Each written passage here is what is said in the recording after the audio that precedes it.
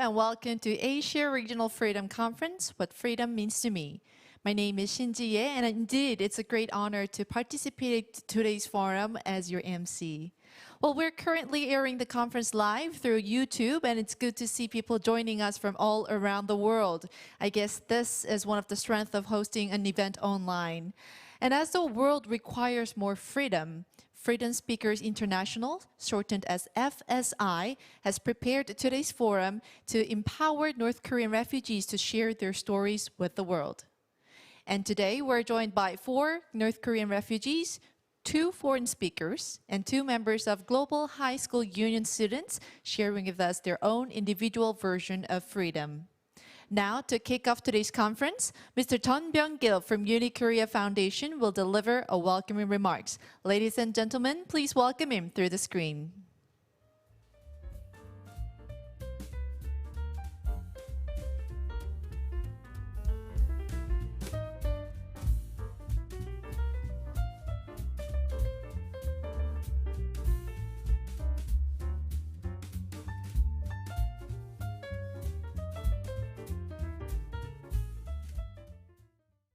Welcome aboard. My name is Byung-gil Jeong. I am Secretary General of the Uni Korea Foundation. When I hear the word freedom, I think of the 2 phrases. One is freedom is not free, carved in the Korean War Veterans Memorial in the Washington, D.C. The other is Martin Luther King's last remark in his speech, I have a dream, at Lincoln Memorial in 1963. Free at least. Free at least. Thank God Almighty. We are free at least. In the first phrase, the freedom is a cause to protect the freedoms of a country in hard times. Freedom is not free. Korea had experienced the devastations of a country due to war and achieved economic development and the democratization as well. Freedom was the background of this country.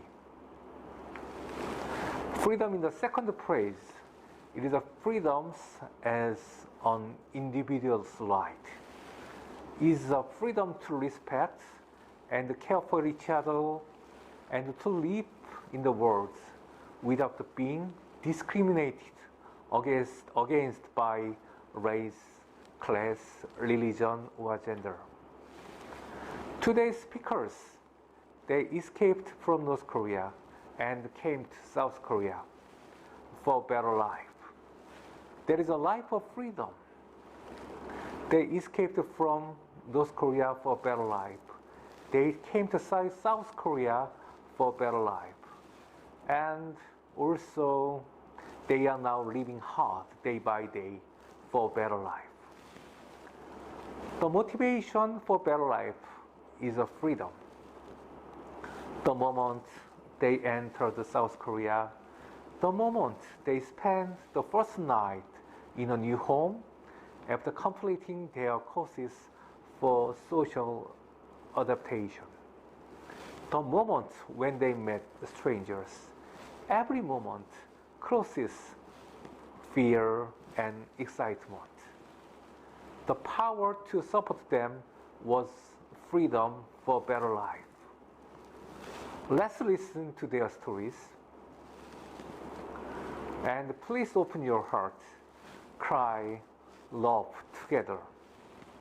Uni Korea Foundation is very honored to have this event with FSI, Freedom Speakers International.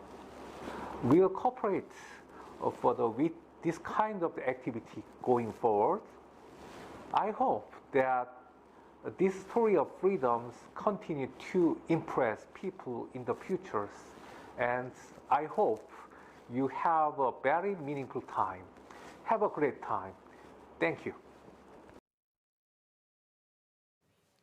Well, thank you very much, Secretary General, for opening today's conference with your meaningful remarks.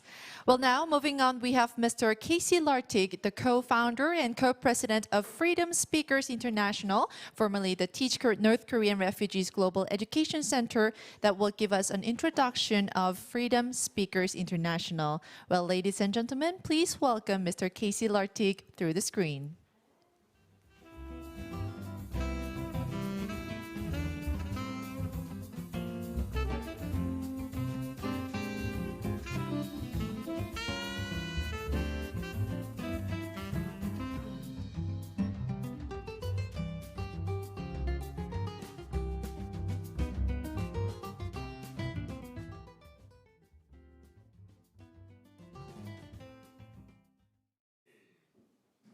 Great. Okay, I am Casey Lartigue, coming to you live from Seoul, South Korea.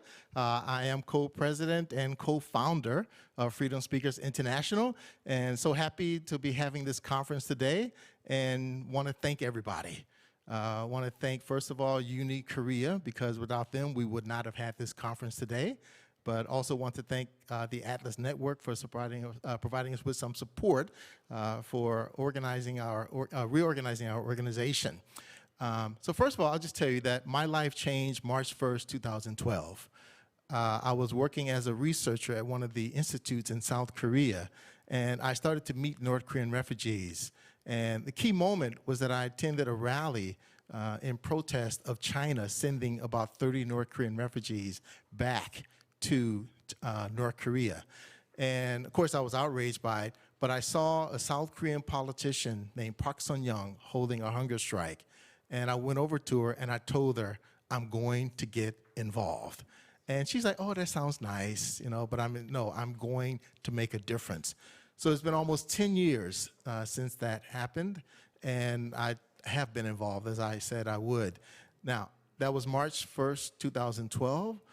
Later that year, I met a researcher named Hyowon Gu, and we started talking about how we could work together, how we could make a difference. And what was born out of that was Teach North Korean Refugees. And it's a nice little program that we had from 2013 to 2020. And we basically had two main parts to it. And it was, number one, tutoring, English tutoring for North Korean refugees.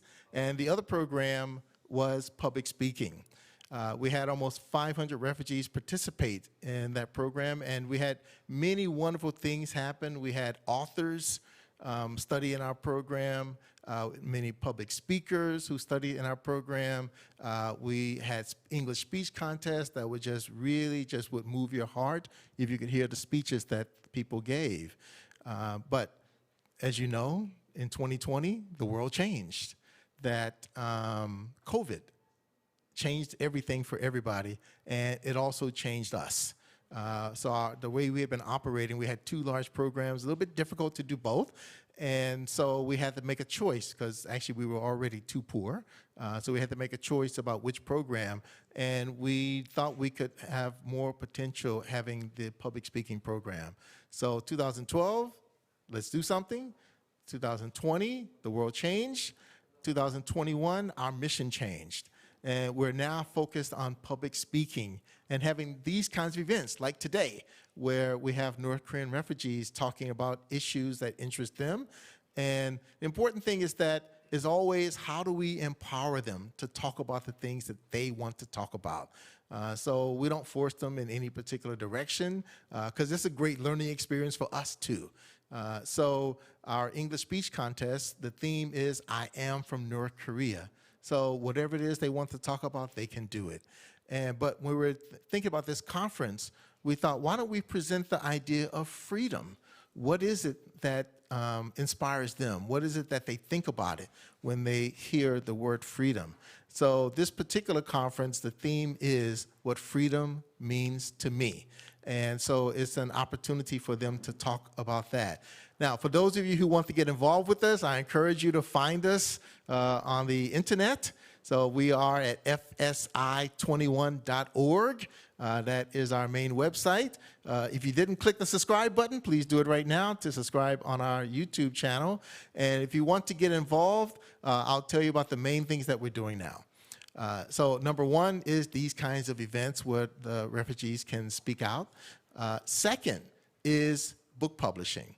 Okay? Because again, I love the public speaking, but there's still something a little bit different when someone sits down and takes the time to organize their words in a book. And so we've had many refugees who come to us already saying that they would like to engage in public speaking, but also that they want to publish a book. So we're going to partner with those who want to do that. And in addition to that, if there are other special opportunities for them to present themselves publicly, we'll be there with them to make that happen.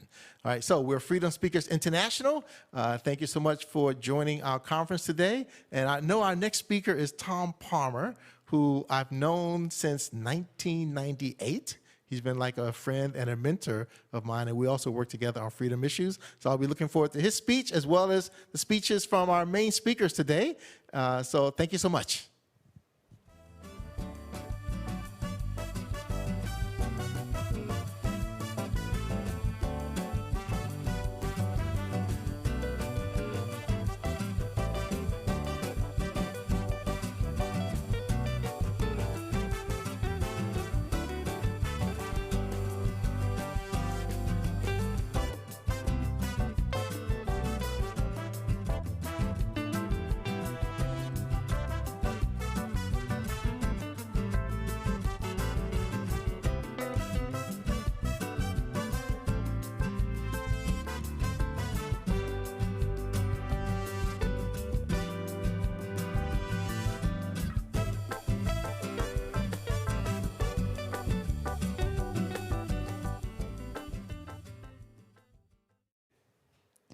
Well, thank you very much, Mr. Casey Lartigue, for introducing to us the organization.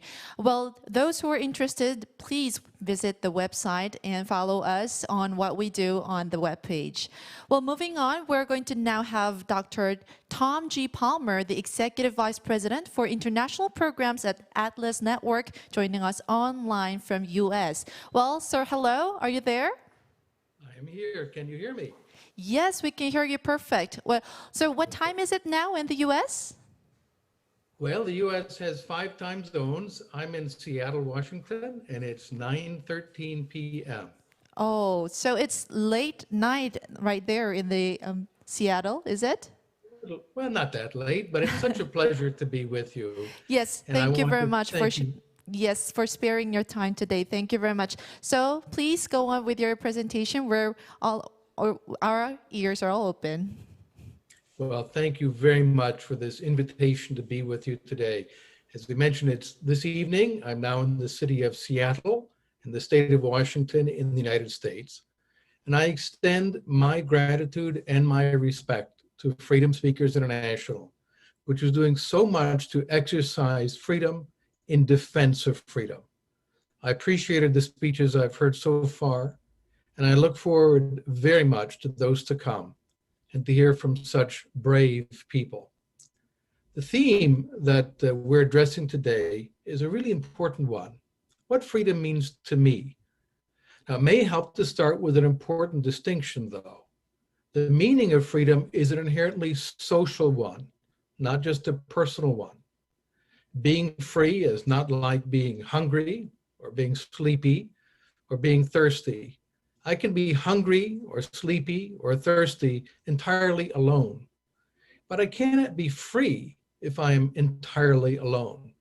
Freedom is a social concept. It's about what we experience when we live together. To be a free human being means living in a free society, enjoying my freedom as everyone else enjoys his or hers. So what freedom means to me is inextricable from what it means to everyone else. Allow me to share with you a very famous statement about freedom. When I first read it many, many years ago, I really did not understand it. It took time and the experience of living in different societies and of studying history for me to come to understand it.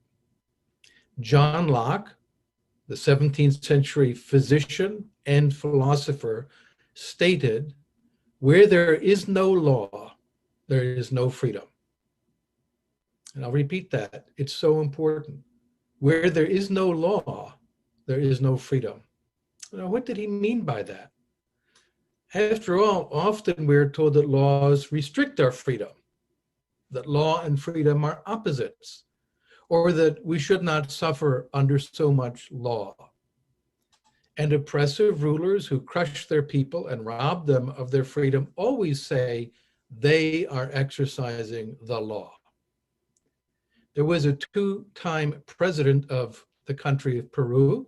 He was president once by a coup d'etat and once by an election. His name was Oscar Benavides, and he very famously proclaimed, "For my friends, everything, and for my enemies, the law." He was expressing what in English is called rule by law. That is to say, using legal instruments or the instrumentality of state power to hurt your enemies, rather than the rule of law, which means that the law is composed of rules that are equally applicable to all. It's a strange thing of English that opposite meanings come about by just changing one little tiny word, a preposition, rule of law or rule by law. They're very, very different, although all dictators want to convince us their rule by law is really rule of law. Now, sometimes dictators have the boldness even to tell their oppressed subjects that by imprisoning them, by torturing them, by shutting down free media, by arresting them, by killing them, they're helping them to achieve a higher freedom. It's a grotesque perversion of language, but it's a powerful one, as the great philosopher Isaiah Berlin acknowledged in his famous essay, Two Concepts of Liberty. The idea that state violence is really liberating the person to do what he or she really wants to do, but is too stupid or ignorant to know that he or she really wants it, licenses every form of violence. As Berlin noted in his famous essay, Two Concepts of Liberty, and I quote, "Once I take this view, I'm in a position to ignore the actual wishes of men or societies, to bully, oppress, torture them in the name and on behalf of their real selves, in the secure knowledge that whatever is the true goal of man, happiness, performance of duty, wisdom, a just society, self-fulfillment, must be identical with his freedom, the free choice of his true, albeit often submerged and inarticulate self," close quote. Now that vision has motivated collectivist intellectuals of all sorts, including communists and Nazis and all the other proponents of totalitarianism. In practice, it never delivers anything remotely like freedom. It delivers cruelty, brutality, and dehumanization. It is the opposite of freedom, masquerading under the name of freedom. So let's return to John Locke and his statement, where there is no law, there is no freedom. Let's ask again, what is law? Is it just the power of the ruling party or of a clan or a tribe that rules over others? That's just arbitrary power or force. A law should be predictable and regular. In fact, we use the term law to describe physical laws as well as human laws because they are reliable, predictable, and applicable everywhere and to everyone. The laws of physics do not answer to any dictator. No dictator can change the laws of physics on a whim. When law is just an expression of arbitrary will, it isn't law at all. It's just violence. Moreover, the restrictions on ourselves that we adopt to live in freedom with others are not restrictions on our freedom. They're the best guarantee.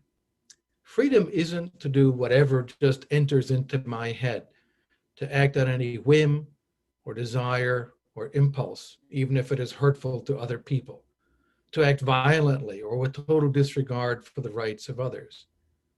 To be free is to live under the same rules as everyone else, rules that do not privilege one person or group over others, but that are applicable equally to all. So allow me now to share the full quote from John Locke's second treatise of government, the quote that contains the one that I mentioned earlier. He said, and I quote, "The end of law," by which he means the purpose or the goal of law, "is not to abolish or restrain, but to preserve and enlarge freedom. For in all the states have created beings capable of laws. Where there is no law, there is no freedom. For liberty is to be free from restraint and violence from others, which cannot be where there is no law. Freedom is not, as we are told, a liberty to do for every man to do what he lists or whatever he wants to do. For who could be free when every other man's humor might domineer over him? But a liberty to dispose and order as he lists or as he desires his person, his actions, his possessions, and his whole property within the allowance of those laws under which he is, and therein not to be subject to the arbitrary will of another, but freely follow his own. When you are subject to the arbitrary will and power of another person, you are not free. Freedom, for me and for you, entails everyone's right to follow his or her own will, to pursue his or her own dream, to live as he or she wants, without fear of violence or coercion. Now, great thinkers in the tradition of liberty have expanded further on what it means to be free, including the right to participate in democratic processes of government, to speak, to vote, to be involved in government as citizens. The great Swiss and French champion of freedom, Benjamin Constant, described modern liberty very clearly, and the list, I think, is illuminating. He said it is the right, and we heard a previous speaker talk about the importance of rights in freedom. It is the right to be subjected only to the laws and to be neither arrested, detained, put to death, or maltreated in any way by the arbitrary will of one or more individuals.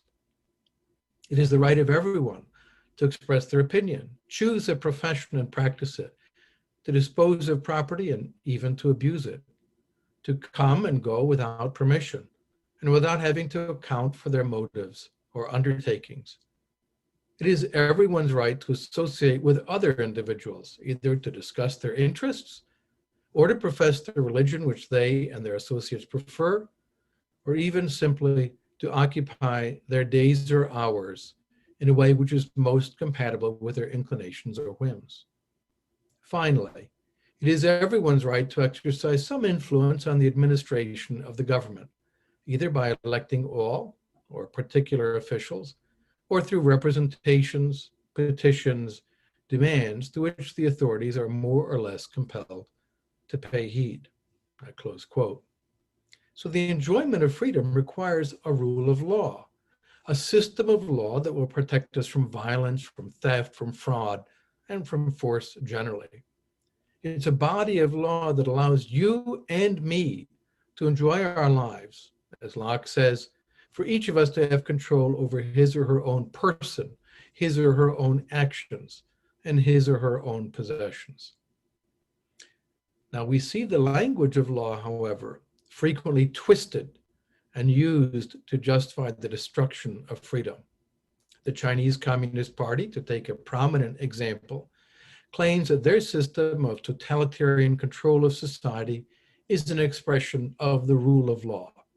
But do not be fooled. It is not rule of law, but rule by law, the perversion of law into an instrument of violence, of force, and of oppression.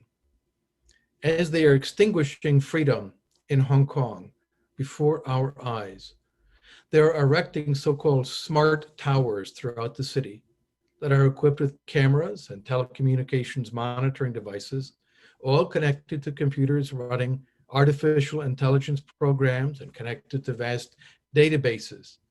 And they allow the police to identify who is where, what they're doing, to monitor their electronic communications, and to dispatch party enforcement agents to arrest people and take them to prison. The artificial intelligence systems they're installing can identify individual persons by their faces, but also members of racial or ethnic groups by their clothing or style of walking, as well as by facial characteristics. So they can be singled out for oppressive measures, as the Chinese Communist Party is doing now to Uyghurs, Kazakhs, Kyrgyz, and other ethnic minorities under their control. When I visited the so-called Democratic People's Republic of Korea some years ago, I also witnessed that model in an earlier version. People were visibly afraid. There were so few foreigners in North Korea at any time, one would think that Koreans might be interested in talking to them. In fact, I found that we foreigners were invisible. That normal people, other than the guides who watched us, looked right through us, never making eye contact. I don't know for sure, but I suspect they were afraid of what would happen to them if they were to acknowledge our presence. That they feared perhaps the police would come and say, "What did he say? What did you say to him?" And they could suffer as a consequence. Now, if a society is made of slaves and masters, as we've seen throughout history, we cannot say that it is a free society, but we cannot even say that the slave masters have freedom. The slave masters, as in the case of totalitarian regimes, the members of the Communist or the Nazi Party, feel superior to the slaves. We see that in the DPRK, where the family of the rulers feel in every way superior to the population. But in fact, not even they are free. They too live in fear of violence, of being removed in a power struggle and liquidated, of the loss of their own status. One of my personal heroes dedicated his life to freedom. He expressed eloquently what freedom means to me. His name was Joachim Nabucco, and he spent many years working for the elimination of slavery in his country, Brazil, which is the last country in the Western Hemisphere to abolish slavery. His passion, his campaign for freedom started when he was 18 years of age. He founded a newspaper called the Liberal Tribune. He was elected president of a student association. And when he was in law school, he defended a slave who had run away and saved his life. 18 years later, thanks in large part to Nabucco's hard work, Brazil abolished slavery and began to treat all Brazilians as free and equal citizens. In his book on abolitionism, Nabucco shared an important message about freedom, what it meant to him, what it means to me, and what I hope it means to everyone. Please allow me to share it with you. He said that we should, and I quote, "educate your children, educate yourselves in the love for the freedom of others, for only in this way will your own freedom not be a gratuitous gift from fate. You will be aware of its worth, and you will have the courage to defend it." So, to conclude, what freedom means to me is for all of us to be free. My freedom and your freedom are complementary. We can all enjoy freedom together. I'd like to conclude by expressing my respect and my gratitude to all of those at Freedom Speakers International and all of those taking part today for exercising your freedom to defend the freedom of us all. Thank you very much.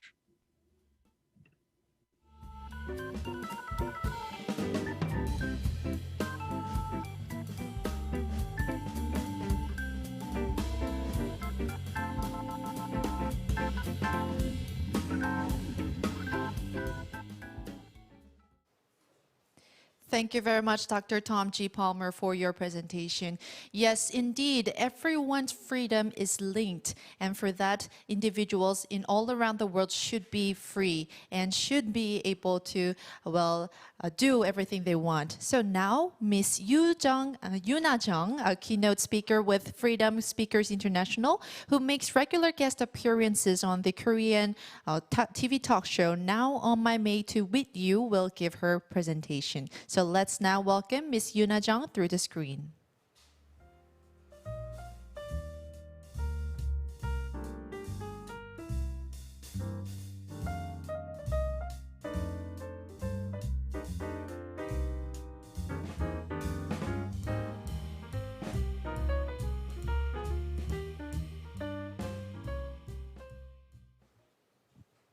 Hi everyone, my name is Yuna. Nice to meet you guys. Today, I want to share my first moments of freedom with you. Each moment may seem obvious to many of you, but I can assure you that they are very precious and special to me. When you're born free, it may be difficult to see how precious freedom is, how easy it is to take things for granted without ever thinking about the consequences of being without it. Today, I will tell you about my 3 moments of freedom. 1, becoming a South Korean citizen. 2, getting a driver's license. 3, getting a passport. These moments are so precious for me because I was born in North Korea without any liberty. I couldn't say the words I wanted to say, see what I wanted to see, hear what I wanted to hear. That was the world I used to live in, not knowing what freedom meant. Some say that ignorance is a bliss. Well, that depends on your definition of bliss. I never expected that my first trip to another country would be when I escaped from my own.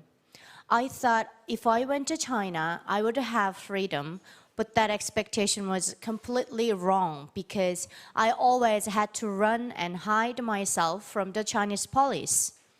I needed a passport to show them, but like all North Korean defectors, I didn't have any traveling documents.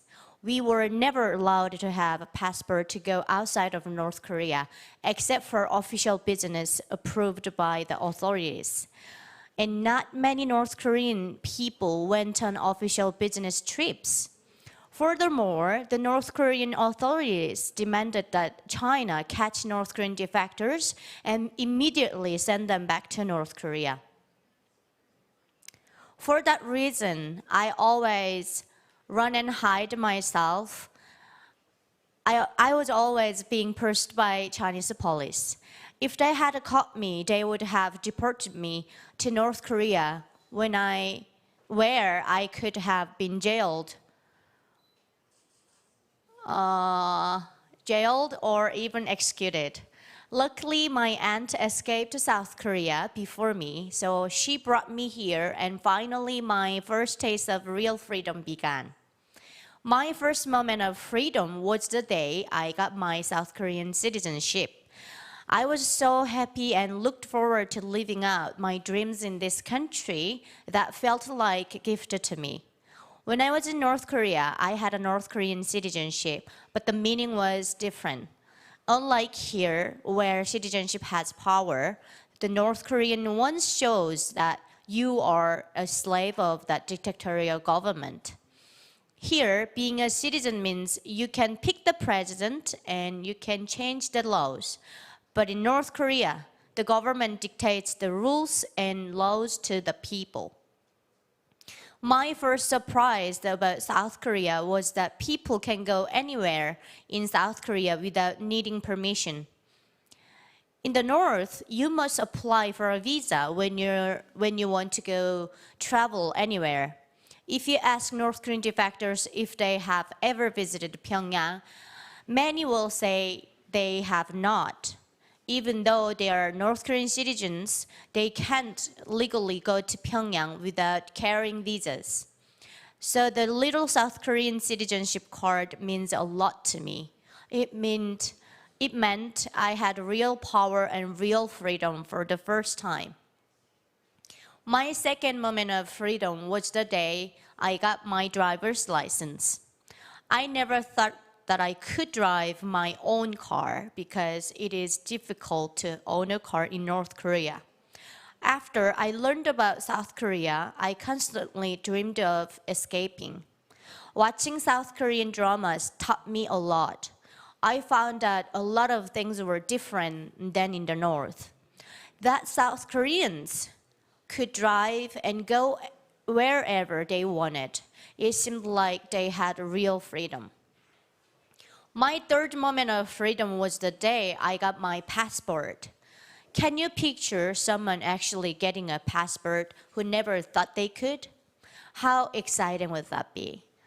If I could have had a passport before, I would have avoided the dangerous experiences I went through in third countries on the way to South Korea. Having a passport at last, I suddenly got an idea. What if I go to China with this powerful document? I asked my personal detective what I needed to do to get permission from the South Korean government to go to China. He said nothing. I only needed to apply for a visa to China. That's all. I was shocked by that answer. In that North, it takes 1 year to get a passport because they check your origin, your family connections, your level of loyalty to the regime. And only chosen people can apply for a passport. For example, government officials and some people who got picked to be overseas workers. With my South Korean passport, I went to China. It felt so weird, so delightful. I felt so refreshed, like I had colonized the colonizers. It was like a drama that one little girl escaped her own country. She left behind her hometown with her childhood memories. She tried her best to take in the last scene of her home. She knew she loved her hometown, but she also knew the government didn't let people living in freedom and they didn't care about human rights. So she swallowed her tears and crossed the Tuman River to have a better life with the freedom and human rights. You can see how hard it is to move as a North Korean citizen and how precious it is when you are finally free to move or travel as you wish. If I were still in North Korea, I would never have taken an airplane. I would still believe that Americans look like wolves and have enormous noses. And I would still be singing songs for the North Korean regime. The lyrics of one song state that North Koreans are Kim Il-sung's people and Kim Jong-il is their true family. Even the land and air belong to the Kim dynasty. There is no freedom for the people. Even the rich and powerful are all slaves controlled by that dictatorial government. I'm now a South Korean citizen. I still can't believe I own a car and I have a passport so I can go anywhere freely. And also I can believe that I can say the words I wanted to say, listen to anything I want. That is true freedom. Can you imagine you can use the internet in your daily life, or that you can't have the job you want, or that the government can force you go anywhere it wants, at any time? If you don't know about them, then you wouldn't feel frustrated. Once you experience those things, you can go back to living as a slave. How hopeless would that be?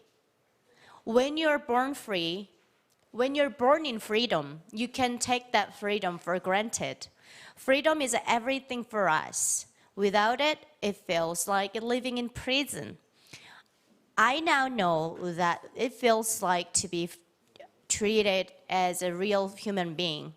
Today, I shared with you my 3 moments of freedom becoming a South Korean citizen, being able to own a car, and getting a passport allowing me to travel anywhere in the world. North Koreans still in North Korea deserve that kind of freedom, to have their own moments of freedom and to have the opportunity to answer the question, what freedom means to me. Thank you for listening to me. Thank you, guys.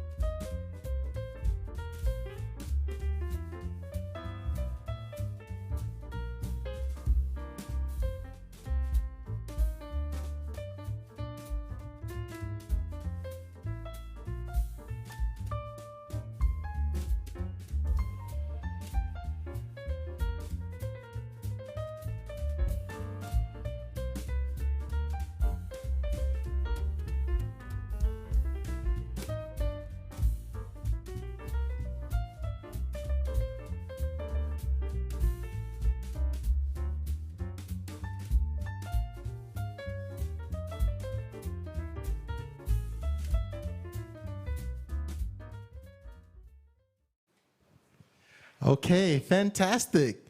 Yuna, thank you. Thank you for listening to me. All right, you colonized the colonizers. Yes, I did. Love it. Okay, now it's time for Q&A.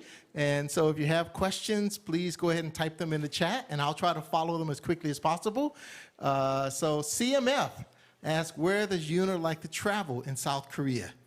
And where else would she like to go abroad? You've been abroad before, though. Yes, many places. So where do you like to travel in South Korea? Fortunately, I traveled almost all over around South Korea. So now I'm satisfied. So yeah, I just want to stay. You know, as you know, I have a lot of job to do, so work to do. That's right. So, She's busy. Every time we call her, she's driving somewhere. Right, or doing right. something. So, Yes. Okay, so she has experienced South Korea. Yeah, okay. I need a vacation. Yes. At home. At home, yeah. Okay. Jonathan. Yes, Jonathan's one of our former volunteers and donor and all that. This question disappeared on the screen, though. Okay, so I can't see the question now, unfortunately. Let's see. Okay, I think I need help from Dae. Yes, okay, they're going back down. Okay, so question, how did you feel going back to China? And were you ever worried they may find out about your past? Yes. Yes, I was so worried. That's why I asked my personal detective that it's going to be okay because I need to go to China because of my work. And he said the best way to be safe, just stay South Korea. But if you have to go, you can go. But he also so worried. But I did, because that time I felt safe because I had a South Korean passport. So I was like, I just took over all the cover, and I wanted to show that the Chinese borders, like the security guys, that I'm, it's a green passport that I became South Korean. So if you want to catch me and try it, but I'm South Korean. I'm not North Korean anymore. So that time I felt so refreshed, as I mentioned in the speech. So that time I felt like I colonized colonizers because they thought I was originally South Korean. So they were like, oh, welcome to China. I was like, okay, yeah. I enjoyed it. So it's first class treatment this time compared to the past. Yes, nobody actually, tried to touch me or tried to ask me something. So it was like free pass. Okay, you can go.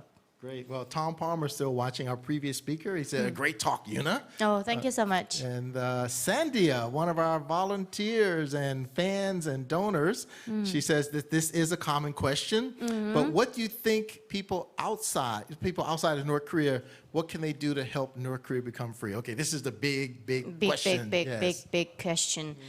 And, just think about North Korea, because, a lot of people in the world, they don't really care about North Koreans, right? They only care about nuclear bombs and Kim Jong-un. Kim Jong-un became so infamous, and people know about Kim Jong-un more than North Koreans' daily lives. So just, I want them to focus what North Koreans living like and what they need the most. So the outside of North Korea, the people need to talk about North Korea more and more, especially the freedom and the human rights and human rights and freedom. The problem in North Korea is like really, how can I say that? People don't know about freedom means and what human rights, because they don't allow to use that kind of words in North Korea. So outside of North Korea, the people need to talk about that things more and more. So, just spreading North Koreans' real situation. I think that could be help them too. Okay. Yeah. All right. And if you can go down with the screen again. Okay. I don't know if you want to reveal your age, but the question is, how old were you when you first came to South Korea? I was 21. That was last year, right? Do I look like 22? Yeah, that was the first time when I arrived in South Korea. But that was Korean age. So internationally, maybe I was 20. Okay. Yes. Korean age, yeah, I was 21. Yeah, for those of you unfamiliar, Koreans somehow add a year or two to their age, and I feel So- like that was like yesterday. Okay. But I became like 33 for right now. Oh my God, I feel like I'm getting old. yes, well, yes, I know exactly what you mean. So it's Yeah, getting- and getting I'm old. still, I can't believe that I actually crossed the Tuman River. That little girl, like 20 years old girl, Yeah. she just, crossed the Tuman River without parents and without friends, anyone. Right. She just did that alone. I feel like, oh my God, Yuna was great. Well, I mean, it's not the question here, but so when you were escaping, when was that moment when you're like, wow, I can't believe I'm doing this? As I said, I couldn't believe still. I can't believe still that I actually did it. But I'm saying when you were escaping, when was that moment like, really, am I really doing this? Am I really going to be successful? It's because of South Korean dramas, and I knew, right? The government lied to us. And that time, finally, I learned a lot of things from the South Korean dramas. And I needed to do. But that time, at the moment, I wasn't so sure that I will be success to arrive in South Korea, but I did it anyway because that time I just like the whole like my thinking was like fully fooled about to going to South Korea. So I don't know how I did it actually, but that time there was no choice because I thought I needed to go to South Korea no matter how difficult it is. And even though if I lose my life, but, I thought it was worth it. Okay, and then we just have lots of comments. Eben Appleton, who's the president of the FSI fan club, says, I've heard you sing, Yuna. You have a beautiful voice. Oh, do I? Yes, so right now you're going to demonstrate? Right now? Right now? No? Okay, all right. Maybe, yes. That is okay, all right. After you finish speaking in Okay. Q&A, then later. Okay, all right. So Rebecca, one of our volunteers, donors, fundraisers, event organizer, thank you everything. so much Okay, for helping Rebecca us. says, great speech, Yuna. Nice to hear you again. Do you have plans to write a book about your experiences in the future? Yes, I do. I want to write a book, but I believe I'm still young. So one day I'll do it. But maybe, I don't know, that it's going to be like 10 years later or 20 years later, but I'm going to do it. Okay, all right. This seems to be one of your fans. Frank, did your dad forgive you for taking the money from him? Yeah, he never actually count on that money, and he was so happy that I arrived in South Korea without, Repatriated? Yeah, Okay. to North Korea. So he didn't ask me about that money. I never pay back actually. Yeah, I just took it. Yeah, that's father's money. Yeah. Oh, funny. So, okay. And then going back up, I saw a question asking you, did you learn English in North Korea? No, I taught her everything she knows. No. So when did you first start to learn English? Was it in North Korea? Yeah, in North Korea. Okay. Actually, when Kim Il Sung's time, Kim Il Sung actually let North Korean people had to learn Russian. Okay. So my both parents, they learned Russian from their high school and elementary school, I think. But after the Soviet Union collapsed, Kim Il Sung maybe thought that Russian is going to be not useful anymore. So he, started to, people to, they had to learn English. So only like one class or two classes in the school, they picked as English classes. And luckily, my class was picked as English speaker classes. So I was learned English from that moment. Okay. But the question about learning English is then the next question I'm going to ask, what kind of English? I've heard that it's just propaganda. It's not really. Propaganda English, yes. Like our great leader sacrificed himself for the nation, something like that. And then we are the, what is that? Like soldiers of our great leader and something like that. So like Americans are wolves covered human body. So they're not human, They're like sworn enemy and bastards, and we need to fight, and we need to kill them. So we are the target when we are practice as military training. When I was 15, I actually shoot the American targets. Okay. So yeah. We learned that kind of English. So one day I asked my English teacher that why we had to learn English. He said, when we, probably when we're war during the war, when we capture them, the Americans, we need to say to them move. Get in this way, and hands up, something like that. So that's why we need to learn the enemy's words. So you need to learn their language, so when you are defeating them in the war, you can tell them, we defeated you. Right. Okay. Yes. So you need to do whatever I say. So move here and get in there, something like that. So yeah, that was the first time I learned English like that. Oh, funny. Okay. And then, I'm sorry, I don't know how to pronounce the name here. Please forgive me, but Swap Nayu, maybe. Did many people in your city suffer during the Great Famine? Now, which part of North Korea are you from? Jagang province. Okay. It was Pyeongan-bukdo province. So it's near to Pyongyang city. And that's why I'm using Pyeongwon-do accent Korean, like dialect. Yeah. Okay, all right. Okay, well, this, I guess, more of a question for me. Tamika asked, how could she get involved? In TNKR. But she says before she leaves, so I'll answer this question in about 4 hours. So, Tamika, you can't leave? No, just kidding. All right, so first of all, go on our website, fsi21.org. I believe we have a form there for people to sign up as volunteers. And if that's not correct, then just find me on the internet. I'm very easy to find, Facebook, He's very Instagram. famous. Yeah, well, I'm not famous, but I'm easy to find. I don't hide. But these days, book publishing was something we're really interested in.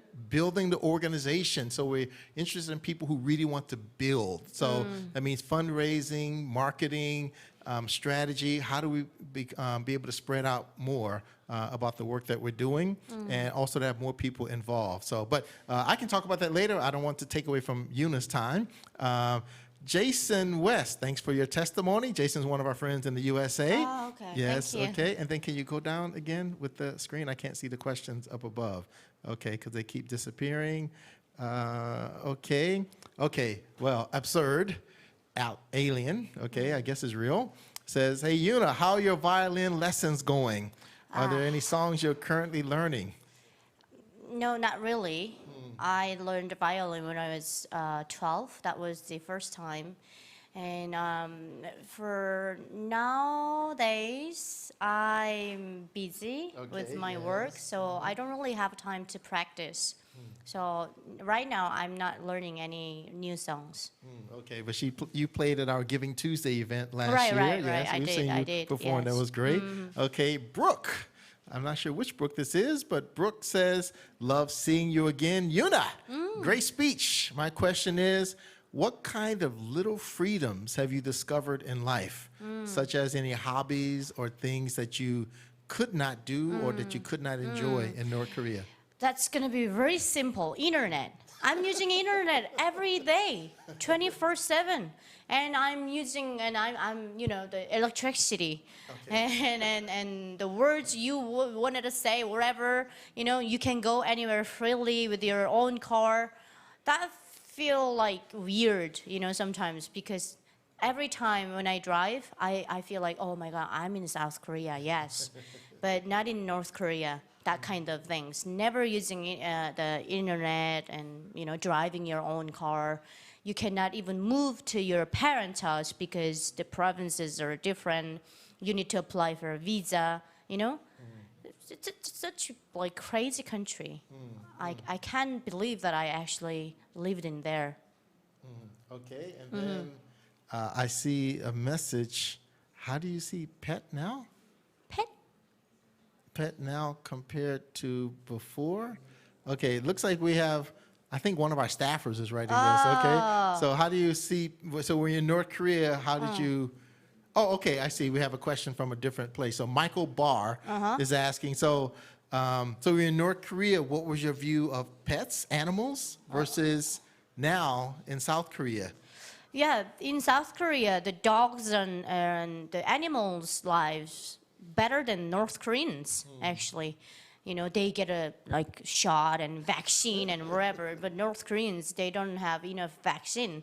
So I don't really think that I got the vaccines every the ages and different time. But in here, pets are just like your company with your life, right? That is your friend and best friend, something like that. But in North Korea, they're all animals, so there is no pet kind of things. They're all animals. Even when you raise any animals in your house, they're gonna be a meat one day.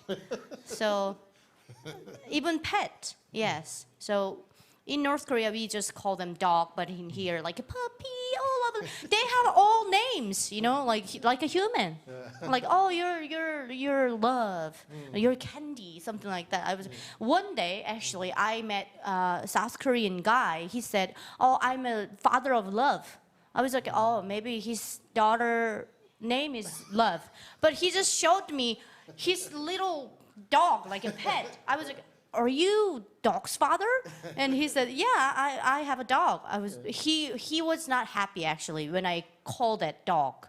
He wanted to call it puppy. Yes, well, Michael Barr says family member. Family member, yes. That's the way I guess he thinks animals should be viewed. Okay. Yes, that's really big difference between North and South. Yeah. Well, Sandia, she has horses, I don't know the exact story, and dogs and all that. So she asked, I guess a little more specifically, how do you feel about pet animals? I guess as animals as pets. This might be a big philosophical question. But I don't have any pets for right now.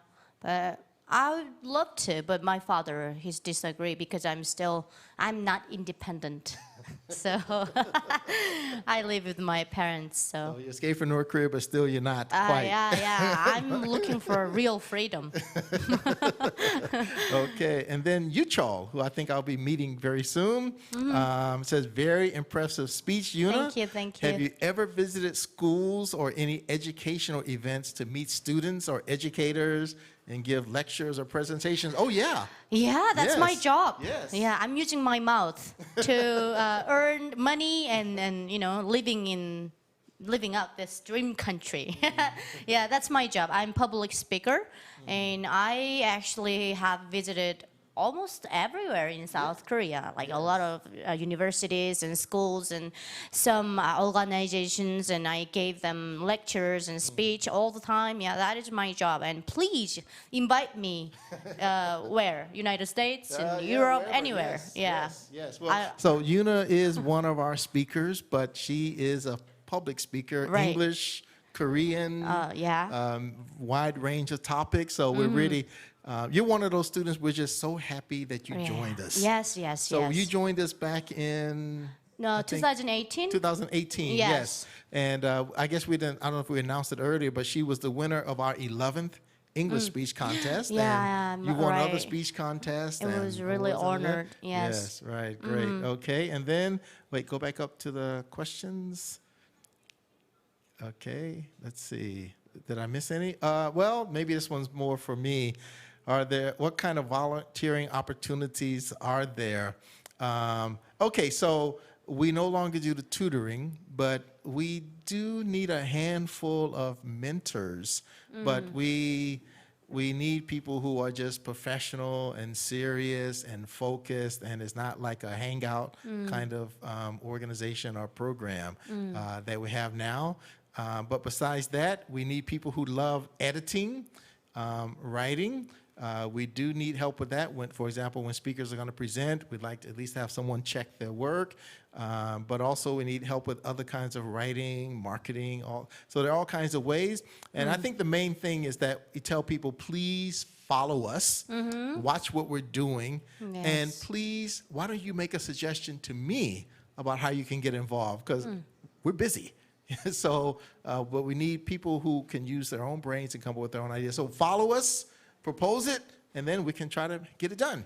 Okay, and then, well, it says, please accept me as your Facebook friend. Oh. Well, okay, I don't know about I that. don't really use Facebook, but I think the user, sent me a friend request. Okay, I yes. think that's why he said that, right? That's right. I will So- check it Okay, later. Yeah. Great. Okay, and then go up again. I can't see any questions. Okay, I guess I have to look on my phone then. Let's see. During the Okay, grade- so Ken Stewart, who I know is one of your fans also, and Oh, yeah, he's yeah. one of Hi. our donors and fans also. Yeah. So he asked, I remember you cooking and eating something in your YouTube channel? Tentacles? Did I? I can't really see the. Okay. Have you ever cooked something and eaten it on your YouTube channel? I'm not. Okay. I'm not a good cook, but I'm good at eating. So maybe I was eating in a YouTube channel, but I'm not sure where.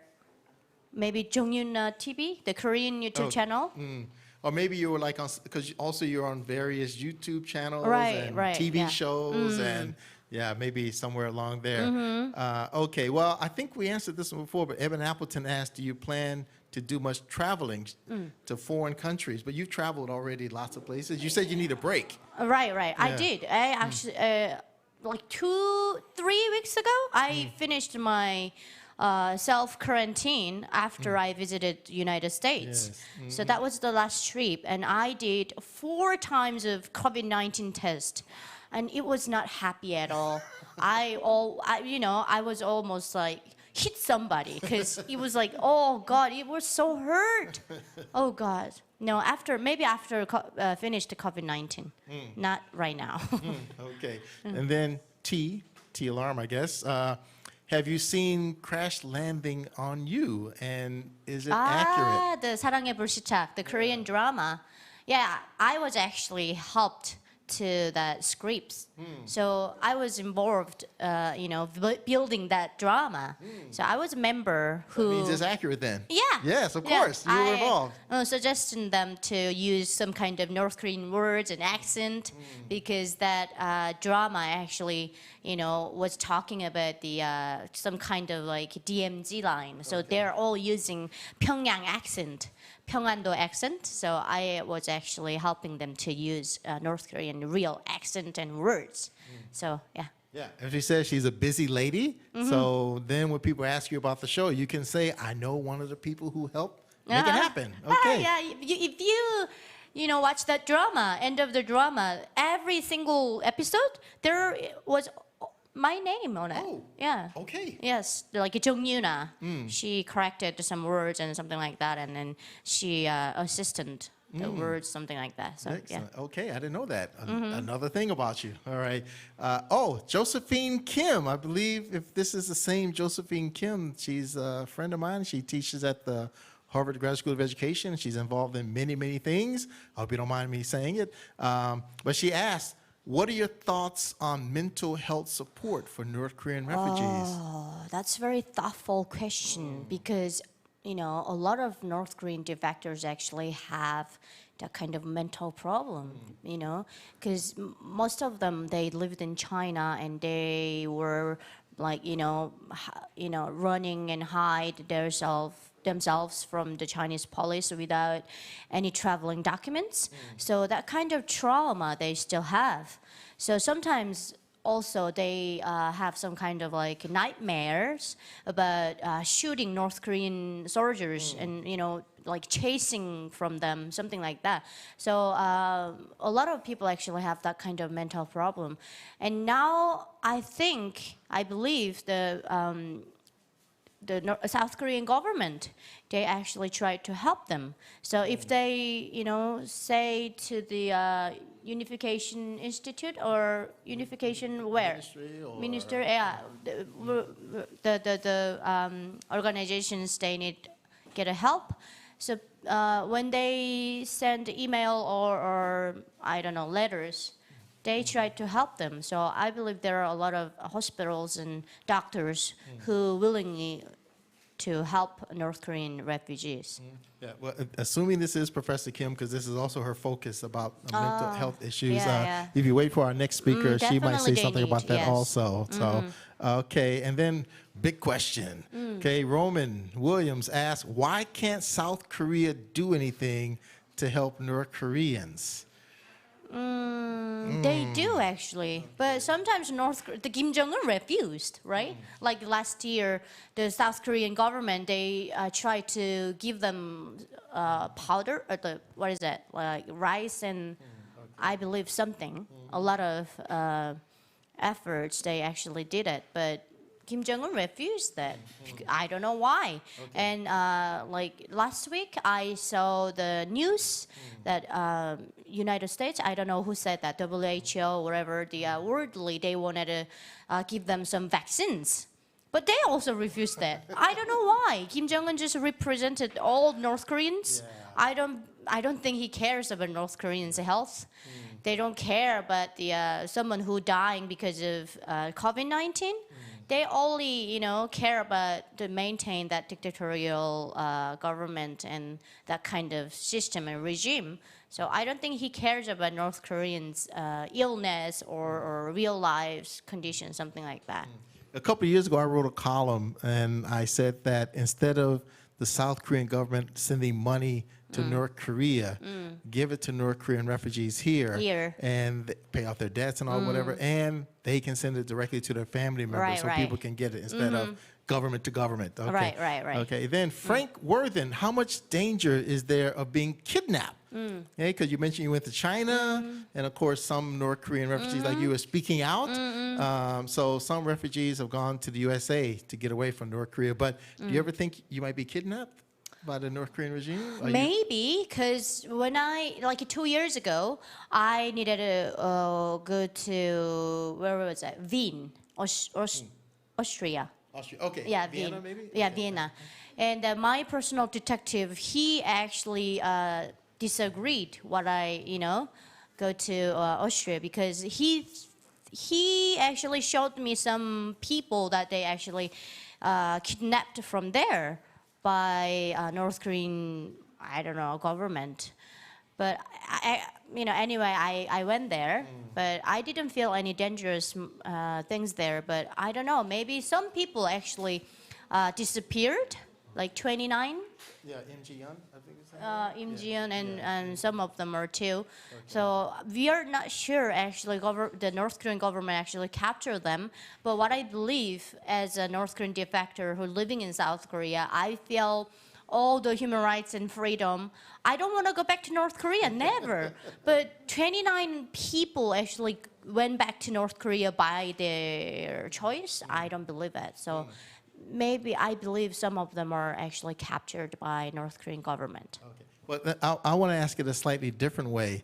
Does the North Korean government so much target people like you or families? Not really. No, not Families really. back in North Korea? Maybe families back in North Korea to watching them and always like, what they're doing it or their connection, if they have some connection with defectors in South Korea, but they don't really, put them in jail without any evidence. But yeah, sure, they are watching them all the time. And also they monitoring my South Korean YouTube channel and English YouTube channel because I'm always, criticize them and like some bad words to Kim Jong-un and that regime. So I'm sure they don't like me, but I don't think they always like, maybe we need to kidnap Yuna and bring her to North Korea, something like that. I don't think so. But maybe the Taeyong-oh, Okay. that kind of big guy, maybe they wanted to capture, but I don't think me. I'm nothing. But I have heard that once you start to become a public figure, such as being on Hyowon Gu, Yes. that you're like on a target list, or at Yes, least yes, the yes. monitoring you. I got some threatening messages from North Korea that you are like a betrayer and you need to leave with quiet and you need to like, hide yourself because we're gonna hurt you or something like that. But not anymore. That was the first time. Yeah. Okay, all right. Maddie, also one of our former volunteers and fundraisers. Have you ever faced discrimination for being North Korean from South Koreans? And if so, why do you think there isn't more empathy, from South Koreans for North Korean refugees? I think it's because of the long division, So the culture has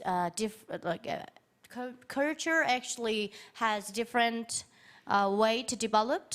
So and South Koreans they think they learned more and they experienced more and they think they're higher than North Koreans because North Korean people, they don't have a chance to study abroad compared to South Koreans. So it's some kind of like discriminations about that North Korea is a poor country and 75 years of division and the culture is different. So they don't think North Koreans are the same nation anymore because, they don't never feel like, same land. So only like 70 or 80 generations, they feel like, oh, North Koreans are our same blood and same nation, something like that. But younger generations, they don't care about North Korean people anymore. They only care about their future and their jobs. And, South Korea is a very competitive society. So I actually admit that kind of situation because younger generations are having a hard time to survive in here. So they don't really have time to care about North Korea anymore. But politically, politicians care about North Korea, but I don't know, sometimes they're using it or actually they care about it. Yeah, so I think the big things is about the different accent and different dialect and different culture, different education. That kind of things actually bring a lot of discriminations between North Koreans and South Koreans. Okay. Then we have about 4 minutes left for questions and answers. So where can people find you on the internet? You can check Yuna Jeong in YouTube, because I have English YouTube channel, Yuna from DPRK. So you can see me there, and also Love Yuna 88. That is my Instagram ID. So you can find me there. Yuna is actually easy to find, right? Yeah, sure. Yeah. Yeah. Yuna 80, Love Yuna 88. Yeah, Love Okay. Yuna 88. That's my Instagram username. And Facebook. And our staff member put the link to Yuna's YouTube channel there Yes, also. yes. And then is there any, from Brooke again, is there any destination perceived as being the most safe from the North Korean government? So where can you hide, or where can you be safe from the North Korean government? I think United States is more safe, but a lot of North Korean defectors living in South Korea nowadays. More than 30,000 people, right? About 30. So in the last 2 decades, about 34,000 have come to South 34,000. Korea. Yeah, so they are living okay. So South Korea, we actually look, like as I said, I have personal detective. So South Korea, the government actually they try their best to keep them safe. So United States is more safe. Okay, I can say that, but South Korea it's okay too. Okay. And there's a question here. Is it possible to adopt a North Korean? I don't think so. Have you ever From seen? where? I mean, from North North Korea? Korea? I don't think so. But maybe you can adopt me. Because Yuna is here, and if you're living in United States, please adopt me. Yeah, I'll be more safe if I go to United States, right? Yes, right. Yeah, I And- can be a baby. All right, and then, real fan here. No one ever asked me this question. Okay, Yuna, where can we send funding if we want to support you financially? Oh, you can say that. You have a bank account. Like support I guess for who? Like North Korean refugees? So, for example, on your YouTube channel, if someone can send money to you, or what's the? If you go to Yuna from DPRK, the YouTube English channel, there is a PayPal link. But I want you to help KC, the organization, because this KC and Unguli, they helped a lot of North Korean university students who actually desperately need to learn English to leave this country. So please help Casey instead of Yuna. Okay, and Yeah. she's not just saying it because she's on with us now. She gave a speech recently. They wanted to pay, and Yuna said, "That's okay. Please give it to the organization instead." Yes. A lot of North Korean refugees actually need Casey and Unguli more than Yuna. They need to learn English because, I know the North Koreans, they didn't have a chance to learn English and get good education systems in North Korea. So finally they found their freedom and a chance to learn a lot of things in here. But English is always a problem. So Casey and Unguli, they're doing really great job for the North Korean refugees. So please help this organizations. All right, sounds fantastic. Organizations. So that means go on our website, which is fsi21.org. We have various donate options there, and we also have our old website still, lovetnkr.org. And Yuna, thank you so much. Thank you so much Glad for you having could come me out here. and give a speech It and was take great. questions from everybody. So thank you, everyone. Thank you so much, everyone. Yes, and thank you. Thank you. Okay. Yeah. So do I need to disappear? Wait, okay.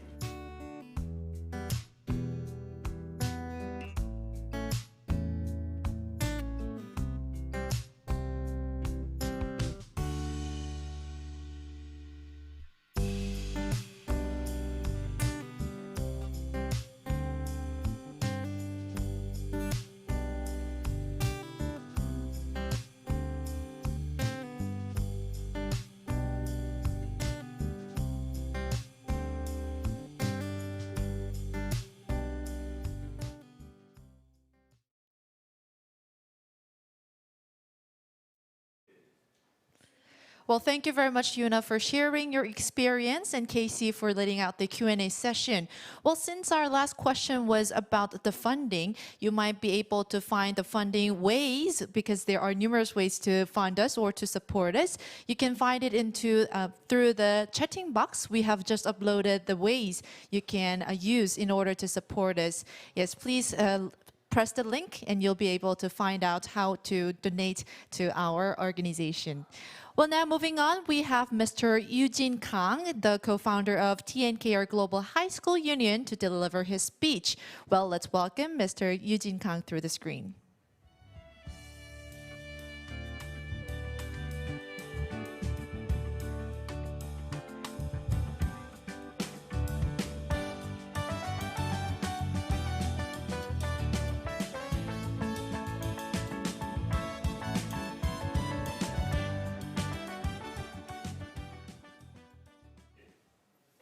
Hi there, my name is Eugene Kang.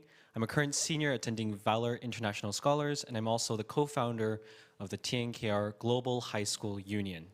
Our union, well, I'll get more to explaining what our union is, but as the current Director General, this is actually my last, I suppose you could say, public speech to people here. So it's actually a pretty meaningful experience for me, and I'd just like to take this time to talk about what I've learned throughout my 3 years working with the FSI and with our team of students all around South Korea and over the world.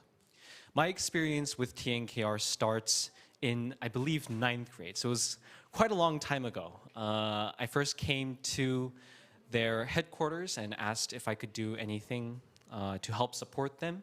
At the time, I was interested in tutoring specifically because that's what they mainly did. So that would be English tutoring. But they kind of dissuaded me from specifically pursuing that as a volunteering path.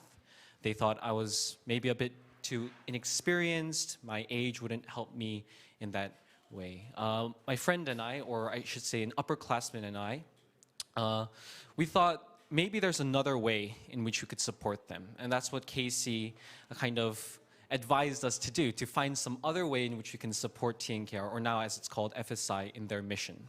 And so we did that. We founded the TNKR Global High School Union. Before that, we tried to find ways to fundraise through different small projects and things like that. So let me talk a bit about TNKRGHSU.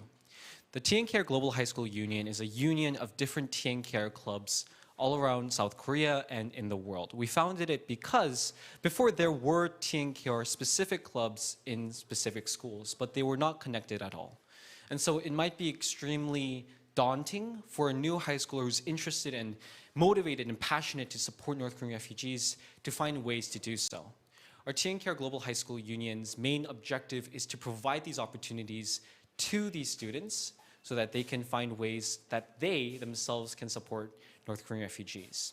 Currently, our organization has expanded to, I believe, more than 40 schools and more than 100 member students.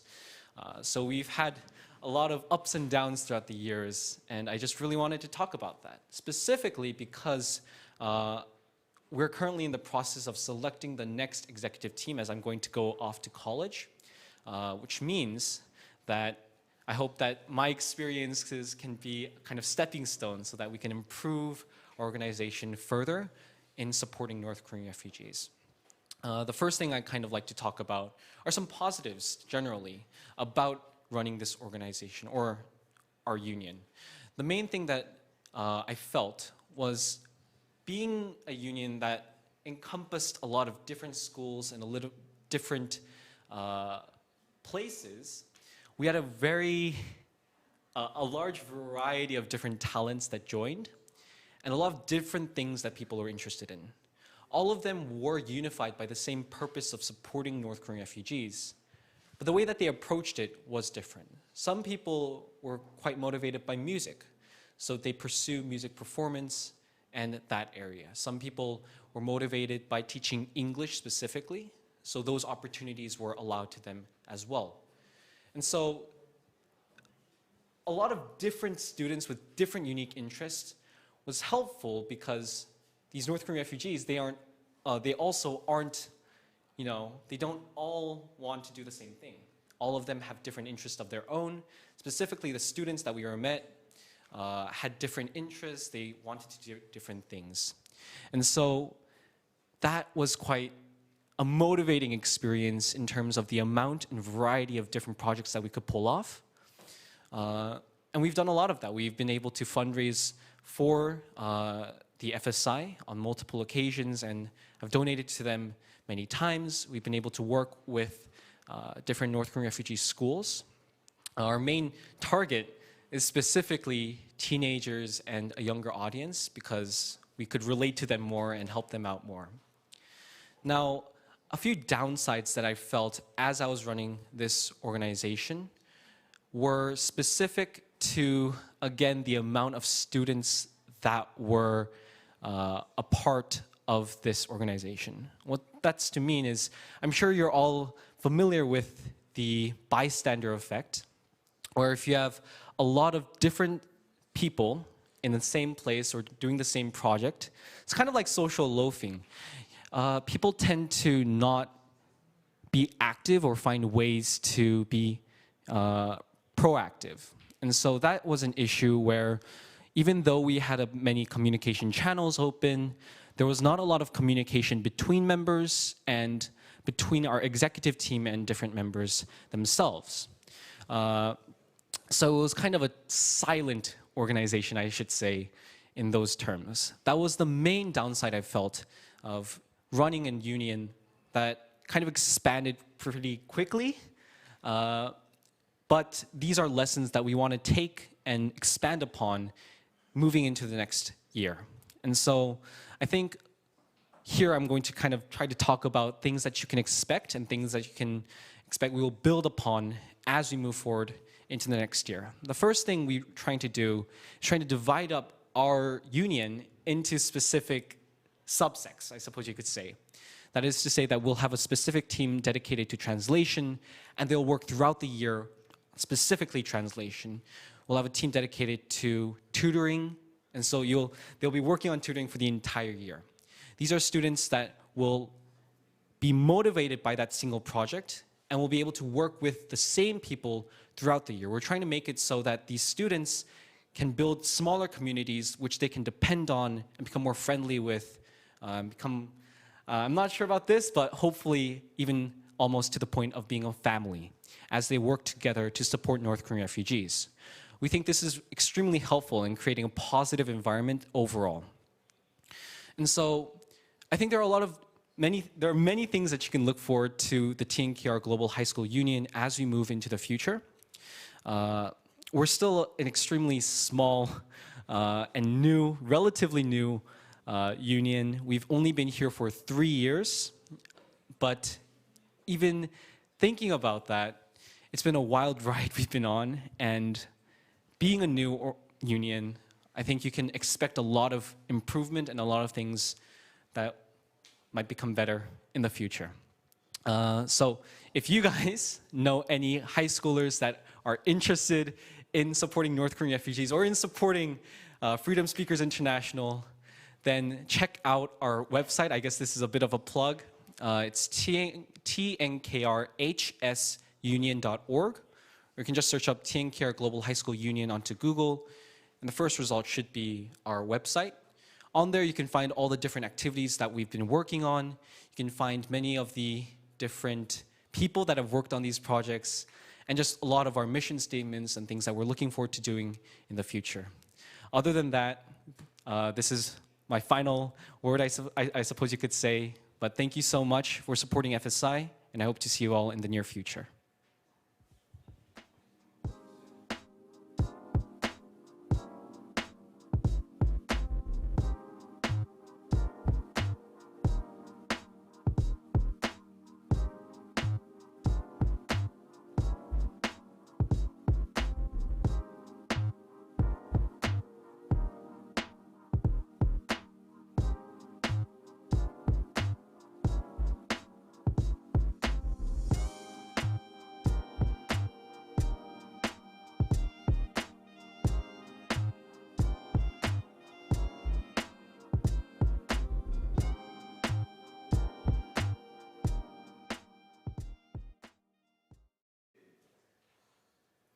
Thank you very much, Eugene Kang, for sharing with us. Well, as you have mentioned, this was your final speech or the last speech as the member of TNKR Global High School Union.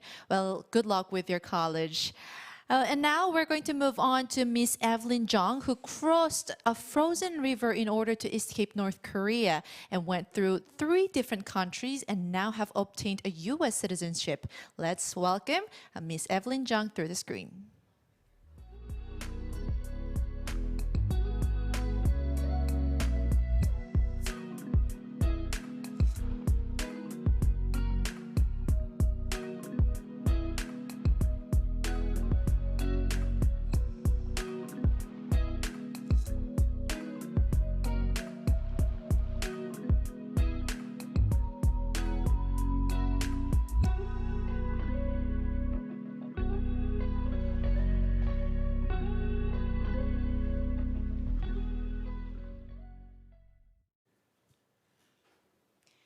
everyone. My name is Evelyn Jeong.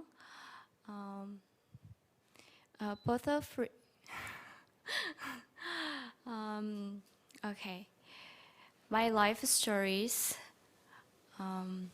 Both a free mind and a free lifestyle can you enjoy freedom. Where can you travel anywhere and where you can join any religion instead of obeying someone else's rules. You can follow your own rules. While society may say one thing, you can disagree and make your own path. The first challenge I faced in getting to freedom was crossing the North Korea border. My mom and I had to cross the Yeongi River in the frozen winter.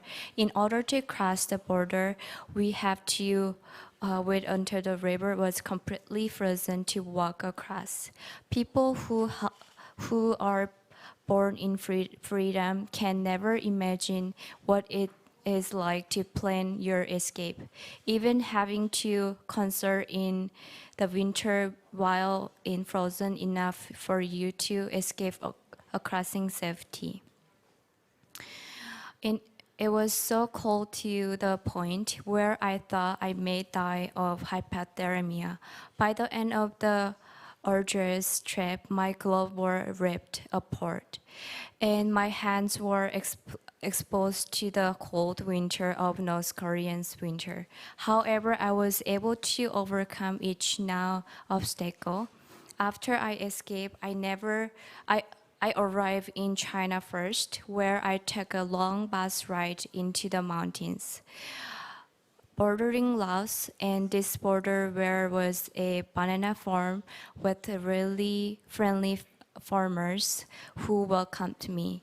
We stayed in their house in the mountains and fascinated on bananas. They also killed a pig for us to eat with them as pig soup, pig chop, pork jelly, and pork dishes. Everything was pork, rice, and of course, bananas. However, we were still at risk of being arrested in Laos and ending my mission to freedom.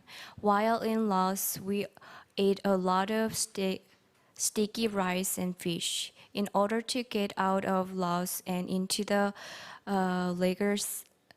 large safe of Thailand, we used a boat so narrow and small we had to sit single file the whole trip across the huge river with which was zigzagged across to hop the border. Finally, we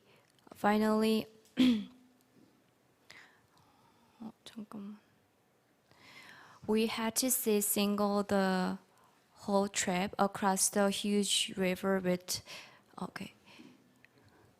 Finally, with some other South Korean, but I wanted to go to America because I wanted to learn, study, and contribute to in the democracy of U.S. and live the America dream as my mom strongly recommend. If you want freedom, the America is the best place to go as the #1 even of North Korea. However, still stuck in Thailand, I was interviewed 4 times at Bangkok refugee camp, and my mission to reach America seems very far. What tripped me in Thailand was waiting to be assigned to my foster parents in the United States. I was left alone for the very first time and soon felt very lonely. There was no one to taking care of me when I was sick, and I had memories of the loved ones I miss, such as my grandmother, what haunted me in my isolation. This loneliness taught me a very valuable lesson that family is everything in the whole world. I first discovered Christmas in Thailand for missionaries who were come China I thought they were crazy, since they would close their eyes and take as someone who was not there. After a few months, I started accepting their beliefs, because they told me if you believe in God, you will feel better. The, that leads me to the second reason that freedom means too such to me. I could make my own life in the United States after what seems like an eventually. I finally, against my assignment to an American foster family, and flew out to the U.S. full of hope. This hope quickly diminished when I realized a never types of isolation. I was not going to be able to communicate with other people in the United States. November 6th, 2014, a day I will never forget, my arrival to the United States. I was both nervous and tired when I knew American foster family welcomed me. I was not able to speak English at all, making it a very frustrating period of time for me. However, with the help of my foster parents and my dimensional determination to help learned, I was able to learn English quickly. I had to freedom to learn a new language as I wished. I wished, not as it was have to be assigned to me in North Korea. Getting to America, my plane landed near a branch of farm, making me think America was all farmland and poor. But after going a few miles, we reached the city, and I was completely shocked and surprised to see how many cars there were and how huge the buildings were. When I first met my foster family, they looked like giant. Even their daughter, who was younger than me, I always look up to them to celebrity of my arrival with a first meal in America. My foster mom made an apple pie, but I never had a cinnamon of cooked apple before. After one bite, the taste was so weird and virgin that I had to society throw it away. I know no English when I first get to America, and I am still learning more even today. When in America, I was told to start high school ESL class to learn English. My foster family was big help in learning English, since they would take turns, even 15 minutes, to help me read the books in English. That we go from the library, I helped to use a phone translator at first. Take my foster family for a long time.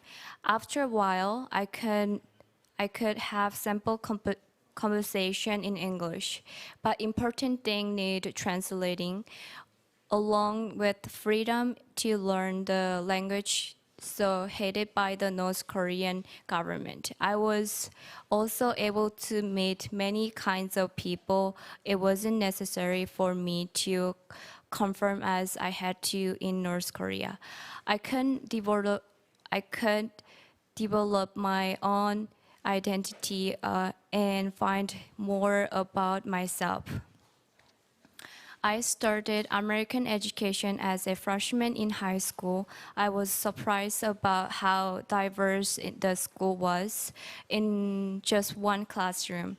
In North Korea's upper system, this would have been impossible. I would have only been able to go to school with North Koreans and would have no opportunity to meet people from around the world. My ESL class had people from countries around the world. I was happily surprised by my American teacher, who was a tall, handsome, and muscular man, but his one flaw was that he married and tattooed. Studying the world map was very eye-opening. I had never ever heard of Africa while in North Korea. In high school, overall was fun, but I do not want to go back. That experience made me into a different person that I would have been in had continue living with freedom in North Korea. The third reason that freedom is so important to me, I was able to honestly deal with and overcome my mental health challenges, having gone through so many traumatic experiences in North Korea. Living with a foster family and adjusting to life in the US, I've been learned how to deal with mental health problems. My main way is opening up to friends so I can feel understood, calm, and loved. We all have people around us can help. We just have to ask. Also, I see therapists who can help me overcome my depression, loneliness, and anxiety, and I recommend finding help to anyone who experienced those feelings since I have felt them all. In North Korea, I may have had some mental health challenges, but there I can't honestly deal with them. In freedom, I didn't have to hide or die about my challenges. Today, I discuss my freedom is everything for me, how freedom allowed to me make my own life, and how freedom helped me overcome some mental health challenges. After escape from North Korea and living in freedom in the United States, I recognize the importance of your life being your own, that your own, that one also should own it. Hey guys, I'm come from North Korea. Since my arrival to the United States, I had become so thankful for my foster family and for my new friends who helped me overcome my emotional and language barriers. So if I can fix my mental health, you can also overcome whatever may your challenges. Life is yours, whatever your challenges or opportunities may be. And if you were born in freedom or had to cross to it as I did, your life, you're on it to live happily in freedom. So let's all be happy together. Okay.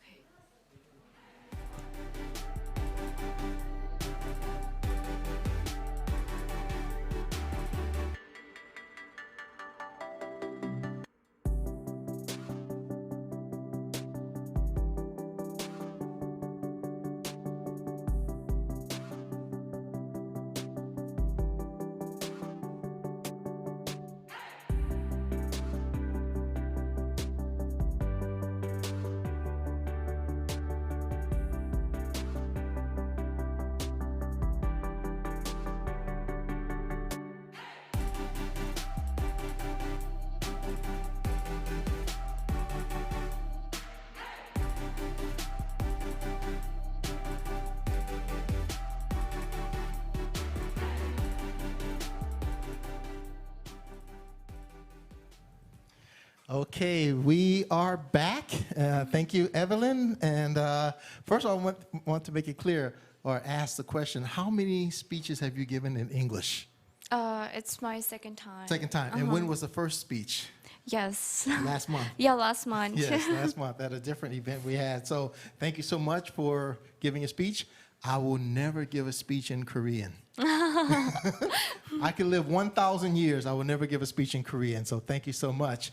And now it's time for questions. And so if you have questions, please post them in the chat. And first of all, I see, Absurd Alien says, awesome speech. Well done, Evelyn. And Jonathan French, wonderful speech, really powerful testament. So now if you have questions, so one question comes from Kim Ji-hye. So how did you get connected to your foster family? First, Closer. Okay. okay. So how I close with my foster family? How did you get connected to the foster Connected with- family? I mean, first, when I met them at first, I didn't connect with them because I don't able to speak any English that time. So it takes me a while to connect with them. It's like, it takes a year. Okay. And then after a while, I spoke a little bit of English, and then I connect with them very closely. And then, yeah, that's how I connect with them. So how did you first meet them? So they come to the airport. So that's how I met them at first. And I was so surprised, saying like, whoa, it's like giant country and giant people here. And then even my younger American sister, she was like 2 years younger than me, but she way much taller than me. So I was always look them up and like surprised, and then like people who are like the foster care program system, they had a caseworker and lawyer and social workers. Those three people, and then my family came to airport all together, and then one translator guy. So like they say like, oh, they'll be your family, and I was surprised like, oh, okay. And same time I was tired too. Okay. Well, CMF says, thanks for sharing your story. You're so brave. Well, I'm curious, CMF asks, what are your plans and dreams for the future? For my plans, I have some kind of business ideas. So like making my own shop in America and keep working on my YouTube channel. So I think I have some couple of ideas for my life, and I also forward to go back to college maybe and finishing up my the college degree. So yeah, we'll see. I don't know. Okay. So just for everyone who's watching, just so you know, you live in the USA now. Yes, I Yes. live in United States. Yes, and Yes, Chicago. visiting now, and so we thought it'd be a great opportunity for you to give a speech as part of this. Yeah. And just to be clear, there are 2 American citizens here today. Oh, you're me? That's right. So when did you become a U.S. citizen? Last year, October, I think around October. Yes, Okay, last year. Congratulations, 2 Americans you. here. So, Yay. all right. And then Citrus Head, okay. I don't know if that's your real name from your parents, but it says, from your speech, it feels like food is important to you. So what are some of your favorite foods in North Korea, South Korea, and the reason I mentioned she's in the USA now, so obviously you're eating food in the US. Food in United States? Yeah, North Korea, South Korea, and the US. So what are your favorite foods? I mean, I went to North Korean restaurant here in South Korea, and I really, really liked it. And then I tried it I went to with my friend, and then I order it online. So like I order it, and I did 2 times because I really, really liked it. And oh my gosh, it was so delicious. Like the fake 인조고기밥. It's like the beans, the fake meat. Okay. So What's the name in Korean? 콩고기. Okay. Yes. Yeah, like in North Korea we call 인조고기밥, but here in South Korea they call 콩고기.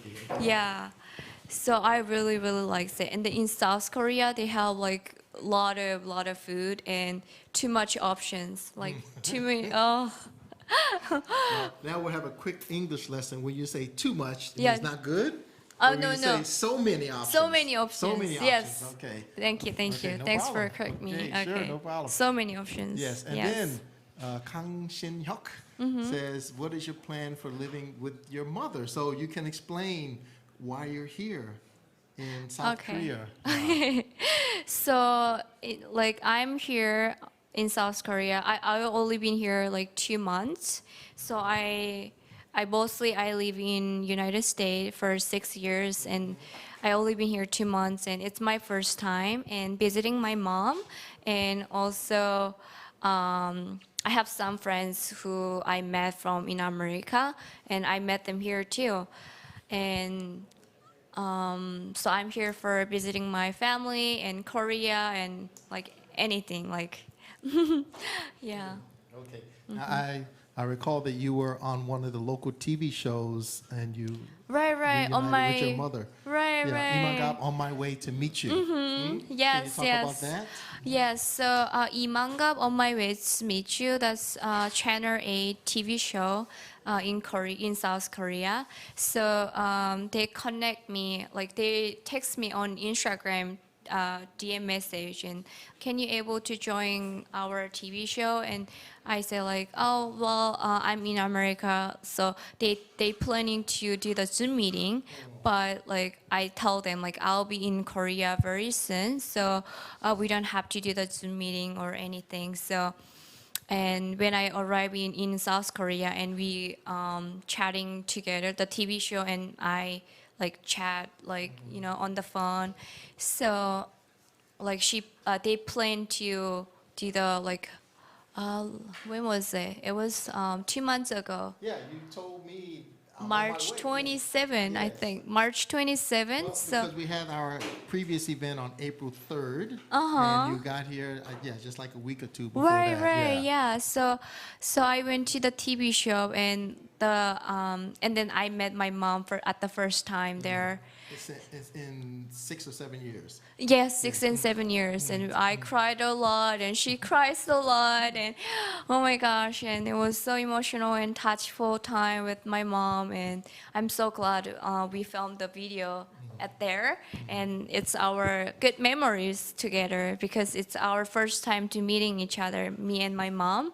So my mom, she lived in China for several years, and now she's living in South Korea. But she's only been here in South Korea 8 years. Okay. Yes.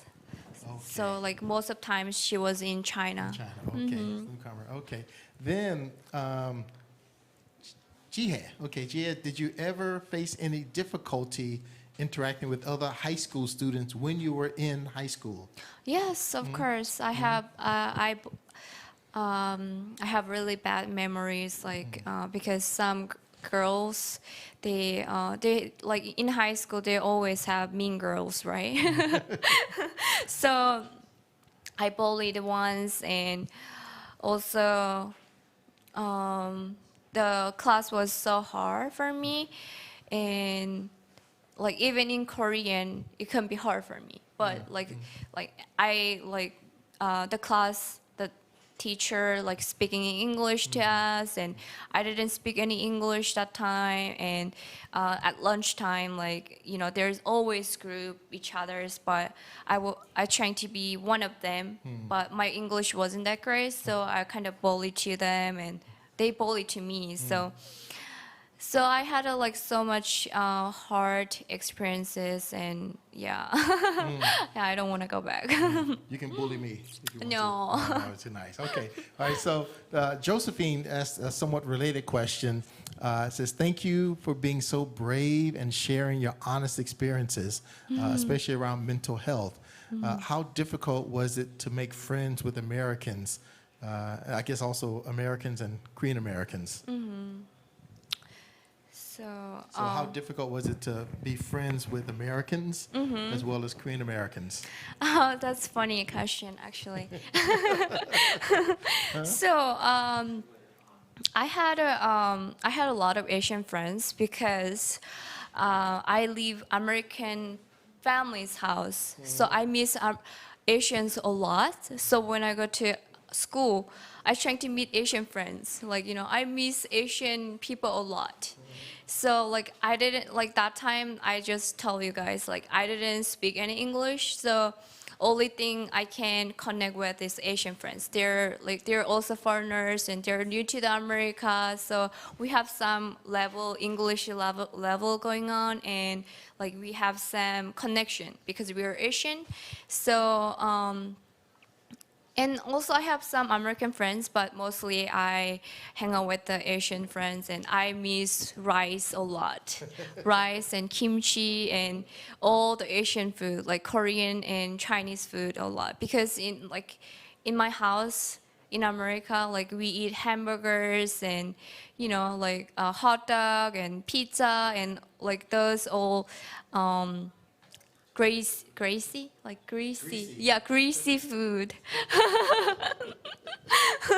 So like I really miss Korean food and Asian food that time. Okay, so about the mental health, you talk openly about this. So what's your current situation about depression, about loneliness? Like right now, how are you doing? For now, I'm really calm, and you know, I like when I gave you all speech, I was so nervous, and then like, and I missed the, you know, the sentences, like, oh, okay. And when okay. she finished, she's like, "Oh no, it's terrible." I know, like I always do that. Oh, I'm sorry. Oh, no problem. It's good. I will do my best next time. All right. And then, did you see the movie? Okay, actually, I don't know it. Minari. Oh, I don't follow Minari, any no, movie I things. never seen it, but I will watch it. I will watch it. Okay. And then Kim Ji-hye asked, have you ever connected with Korean churches in the USA? I don't know for what purpose, but do you have any connections with Korean churches? Yes. Like every year I go to church and then church retreat. Okay. Yeah, so I having fun with them and I make a lot of friends there also. So, oh, thank you, Josephine. Yeah. So you did great, Evelyn. Yeah, thank you. So, yeah, I'm like I go to Korean church, but sometimes I went to American church because I want to like see what's the difference. So. Well, what's the difference? I mean, just nothing different, but like the church is big. It depends. American church is like very big, and then yeah, and then like Korean church, it depends the like group of the church and what area, but it's just the language difference and culture difference a little bit. So church is church. Yeah, church is church. Yes. And then, okay, again, sorry if I pronounce your name incorrectly, Swap Nayu, okay. So why did you escape? What was the reason that you escaped? The reason I escaped, I want to see better life and I want to move on to new life for like, you know, more like lights, you know, see how many lights here. Yes, right. Yeah, but Yeah, in getting North, hot. yeah, Yes, getting hot. Yeah, yeah. But in North Korea, like we don't have enough like electricities and there's always missing, like a lot of points missing. So I want to see like better life and better career. Like I want to be happy. And also my mom asked me to like, what do you think about escaping? And then I just like, okay, let's go. Let's do this. So that's how I escaped with my mom. So then it was more of your mother's idea, and she just asked you. So it wasn't that you were saying, I need to escape. Is that she said, hey, why don't we escape? Right. Okay. Right. Yeah, I was so excited too, because you know I want to see like new world. You know, not just stuck in North Korea. So I was so happy and excited, and I also watched a lot of Chinese drama and South Korean drama, but like mostly Chinese dramas. So like I know like when I get to in China, it'll be like a lot of lights and a lot of like new things and new cute stuffs and yeah, I was so excited for that. Okay, so now you've been in South Korea for a couple of months, and so Evan Appleton asked, how much longer will you be in South Korea? Actually, I'm go back to America next month, Okay. June, in the June. So I only, for 3 months, I can stay here because I didn't get travel visa. Okay. So I don't have travel visa. Oh, just a so 90-day. yeah, 90 visa, day. yes, Yes. Okay, and I don't know who asked the question, but the question is, what's the best thing you've experienced recently in here in South Korea? Because I've been following you on Instagram, and you've been just going all over the country. You went to Jeju, right? I know. Yeah. So what's been like the best experience that you've had? I mean, like each place have uniqueness. So I like Jeju a lot. Okay. And because the ocean and there's like the what's that called, statues. Okay, yeah. It's very interesting. And So for then the people who don't know, Jeju is an island. it's Jeju yes. island, yes, small island. And Busan, I think Busan. Okay. Yeah, Busan have big ocean too. Haeundae Yes, was right. so nice. I love it. I want to go back. All right, great. And then let me just check here. Let's see. I don't see any other questions. So, any other questions that people have? Let's see. Someone. Oh, okay. I see now. Okay. So, did you ever go to Pyongyang? Yes, I went to Pyongyang several times with my mom, and I also have picture of the Pyongyang the like background. Yeah. Okay. Yeah. So then, how do you compare that with other cities in South Korea or the USA? I mean, in South Korea, it's very busy city, so the buildings are everywhere and too tall and like the so crowded, too crowded. But Pyongyang is like kind of split out, and America is like more split out. So I think the country difference and the economy difference. Yeah. Okay. Well, so you are new to our organization. What has been your experience so far? I mean, I love it. Like Casey, he's very nice, and Ungu 대표님, she also nice person, and I love it. I'm honored to be here. All right, fantastic. And then maybe there are no other questions. If there are not, then we can finish. Okay, going once, going twice. Okay, excellent. Thank you so much, Evelyn. Yeah, thank you. It's been great having you. And Yes. so you've been here for just like 3 months, but you've been with us twice now. So thank you so much. Thank you. Okay. Yes. All right, Thank you. Okay. Oh, but I forgot to ask, how can people find you? Oh, for me, just Evelyn Jeong. Search on YouTube channel and Instagram. You'll be pop it up. Okay, thank you so much. All right. All right. Okay Thank then. you. Okay.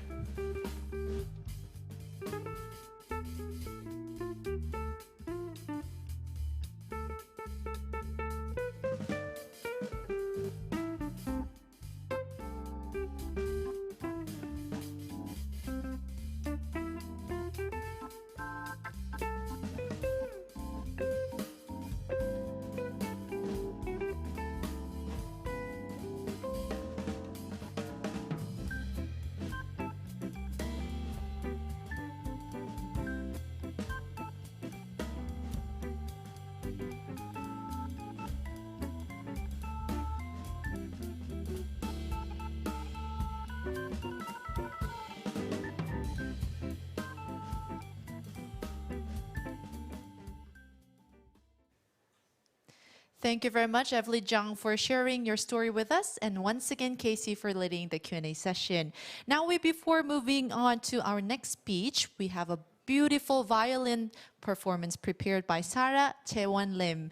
Well, she started playing the violin at the age of 5 years old, quickly developing interest and passion for classical music. So without further ado, let us listen to this beautiful violin sounds.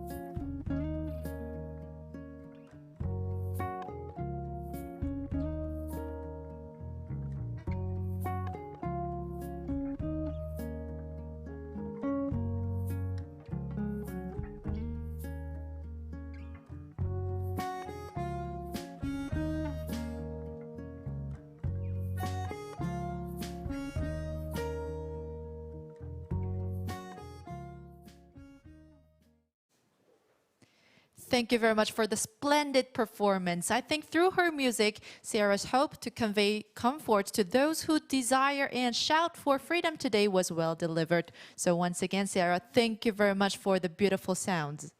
And now moving on, we have Mr. Hyowon Gu, a member of FSI, who created and hosted the Global High School Union Discussion Forum. He's here today to present the impact of Giving Tuesday and several campaigns of the GHSU members. So let us welcome Mr. Hyowon Gu through the screen.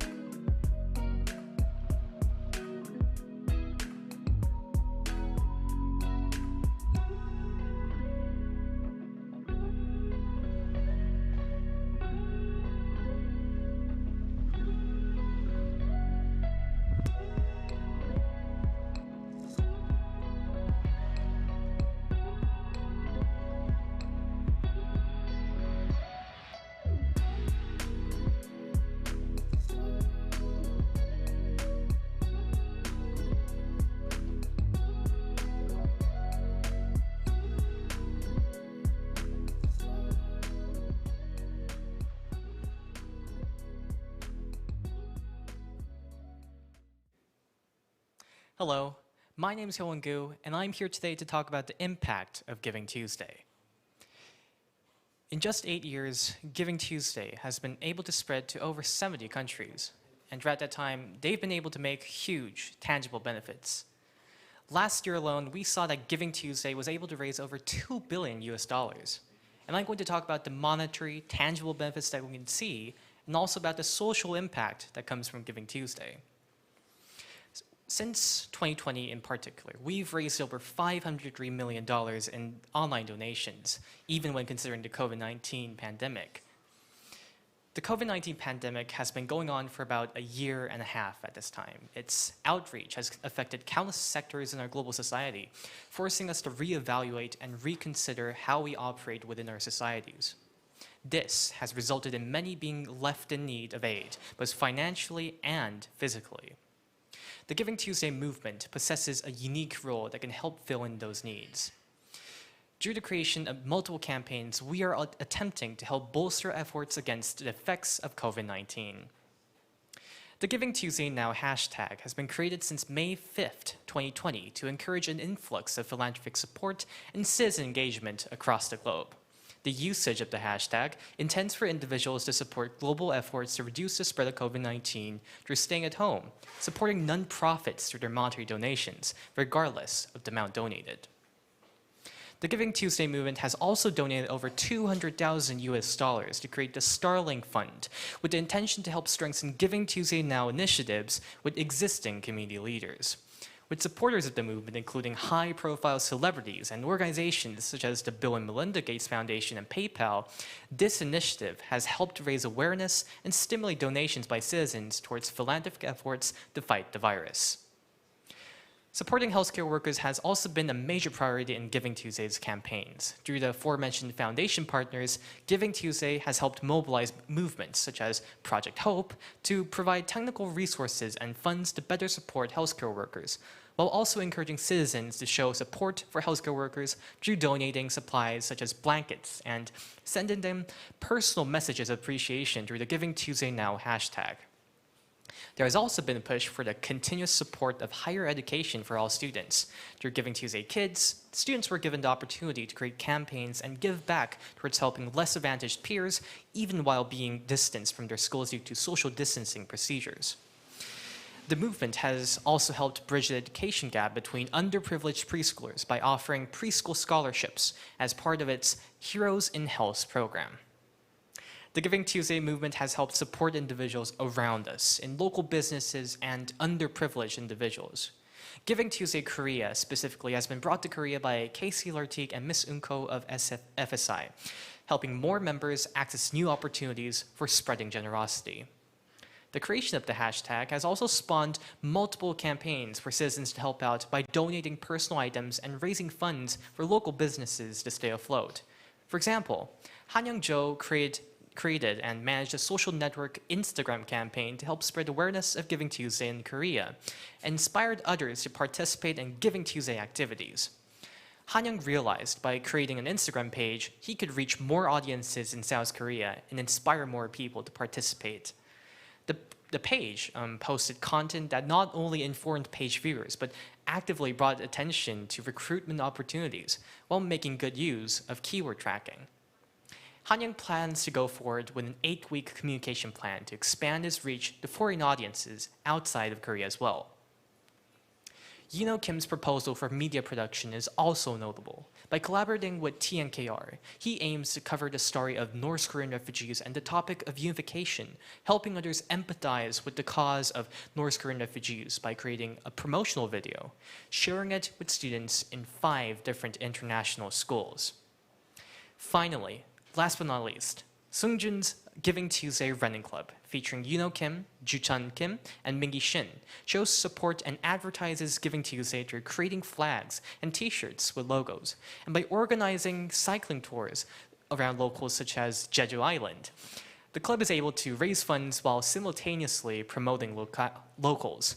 The running club is planning to spread awareness of the club by establishing a presence on Strava, a social network for athletes. These are only a few examples of the many campaigns that were created to support Giving Tuesday's cause.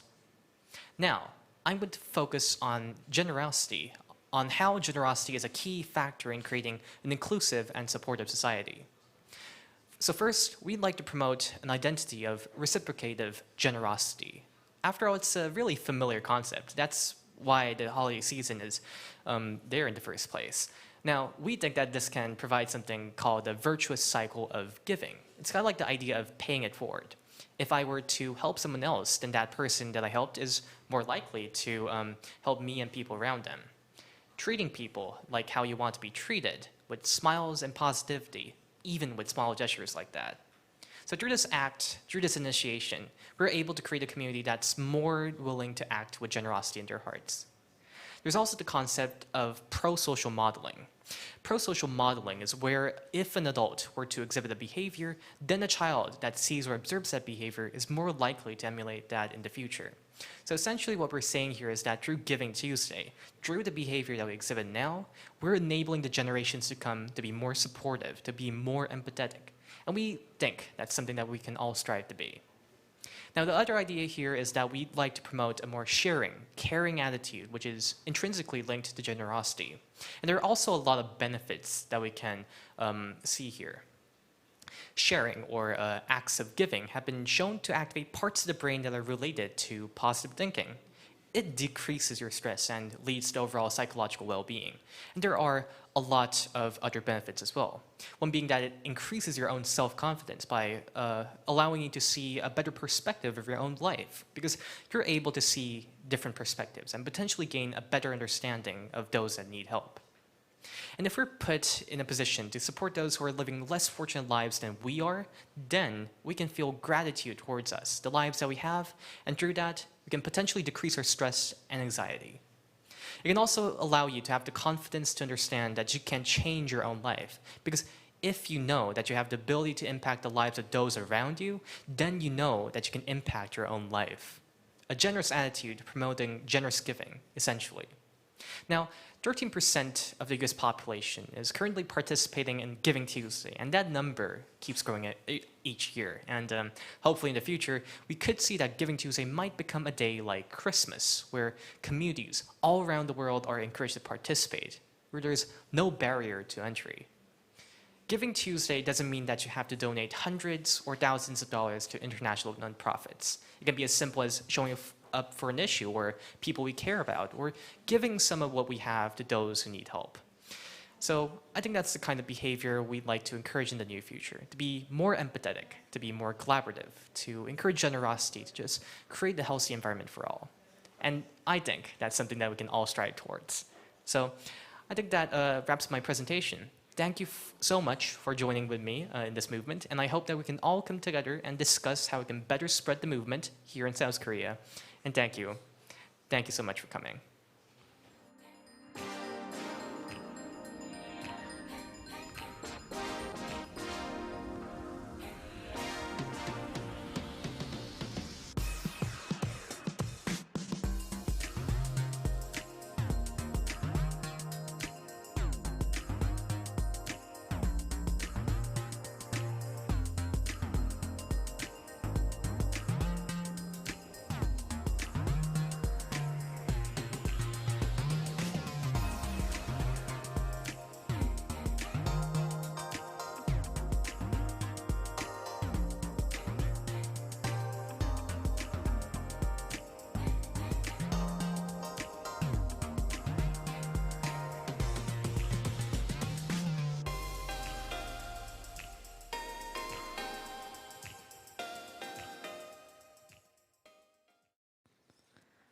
Well, thank you very much for your presentation. And next from Indonesia, we have Ms. Anthea Haryoko, the head of External Relations Center for Indonesian Policy Studies, is joining us today. So hello, Ms. Anthea.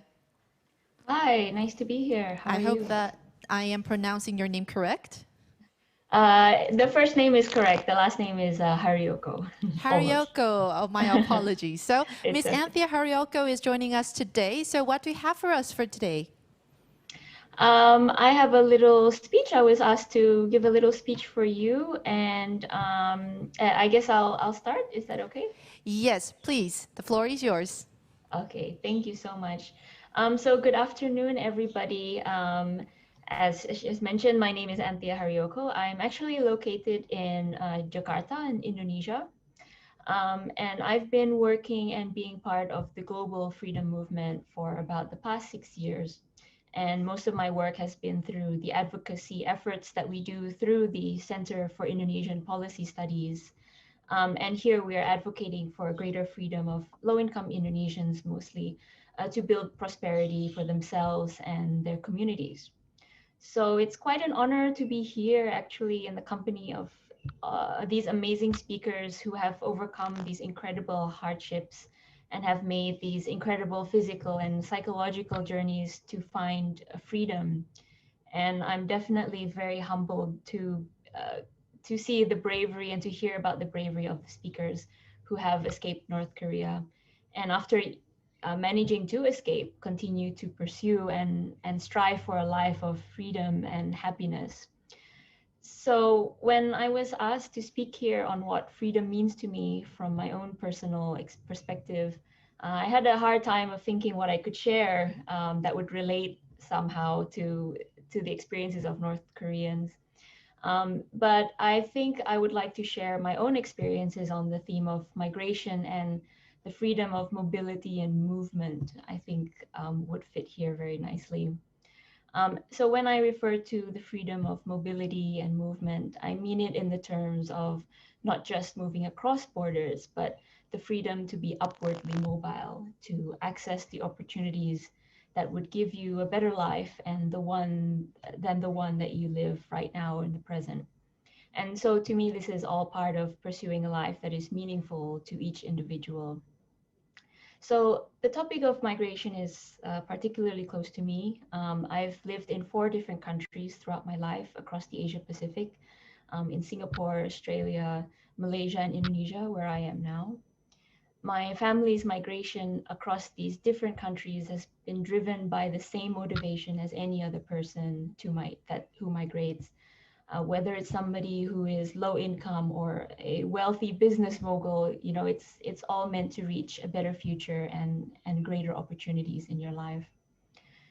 So I was born in Singapore to Indonesian parents, and it's where I spent most of my childhood. My parents moved there because my father was building factories on an Indonesian island called Batam, and it's just an hour away from Singapore by ferry. At the time, the island of Batam was like a really dense jungle, and getting around meant that you have to drive a 4-wheel drive, an SUV, on these unpaved dirt and mud roads. And it's kind of the place where you're not surprised that you come home and there's suddenly a big python has gotten into your house. So it was hardly a place to raise young children like myself and my brother at the time. So my family was lucky enough to be able to move to neighboring Singapore. And for those of you who are familiar with Singapore or who don't know that country, it's a city-state whose history and prosperity has been built by migrants who came there over the centuries. And it was there my brother and I were able to receive an excellent education. And then in 1997, the financial crisis hit and my family was in trouble. There was a severe economic recession and a lot of jobs were lost. So we had to move to somewhere where we could find a new life. And at the time, we could have moved back to Indonesia, but the financial crisis has also triggered the downfall of Indonesia's dictator at the time, Suharto. So in Jakarta, there was a lot of mass rioting, people getting killed in the streets. And so it would have been insane to go back to that kind of situation. So my family decided to seek a new life in Australia, where I spent my teenage years and finished my secondary school education there. And by this point, I think I became quite aware of how governments can determine your freedom and where you can settle more permanently. And after 8 years of residing in Australia, we eventually had to leave because of the immigration policies at the time. Essentially, we needed to show to the government that we had a certain level of wealth, which at the time we did not have. So we returned back to Indonesia, and at the time it was a lot more safer, and we had transitioned into democracy. So that was a safer move for my family. And when we did that, I also was able to access higher education in neighboring Malaysia. So why I'm sharing this very personal journey of migration is, from my perspective, is that my time in these countries have given me these kind of immense lifelong benefits. And these benefits should be open to anyone of any background. Migration has given me an education, built my character to be more empathetic, resilient, and adaptable. And these are the skills that are essential in the globalized 21st century world. And yet the freedom to move across borders tends to only be accessible by those who are more fortunate, those who might have already had enough wealth or have the sheer luck of being born a citizen of a developed and wealthier country. You know, citizens of the United States, for example, or New Zealand or a rich country are more free to move across borders. Either to seek work, start a business, or simply experience the world through travel.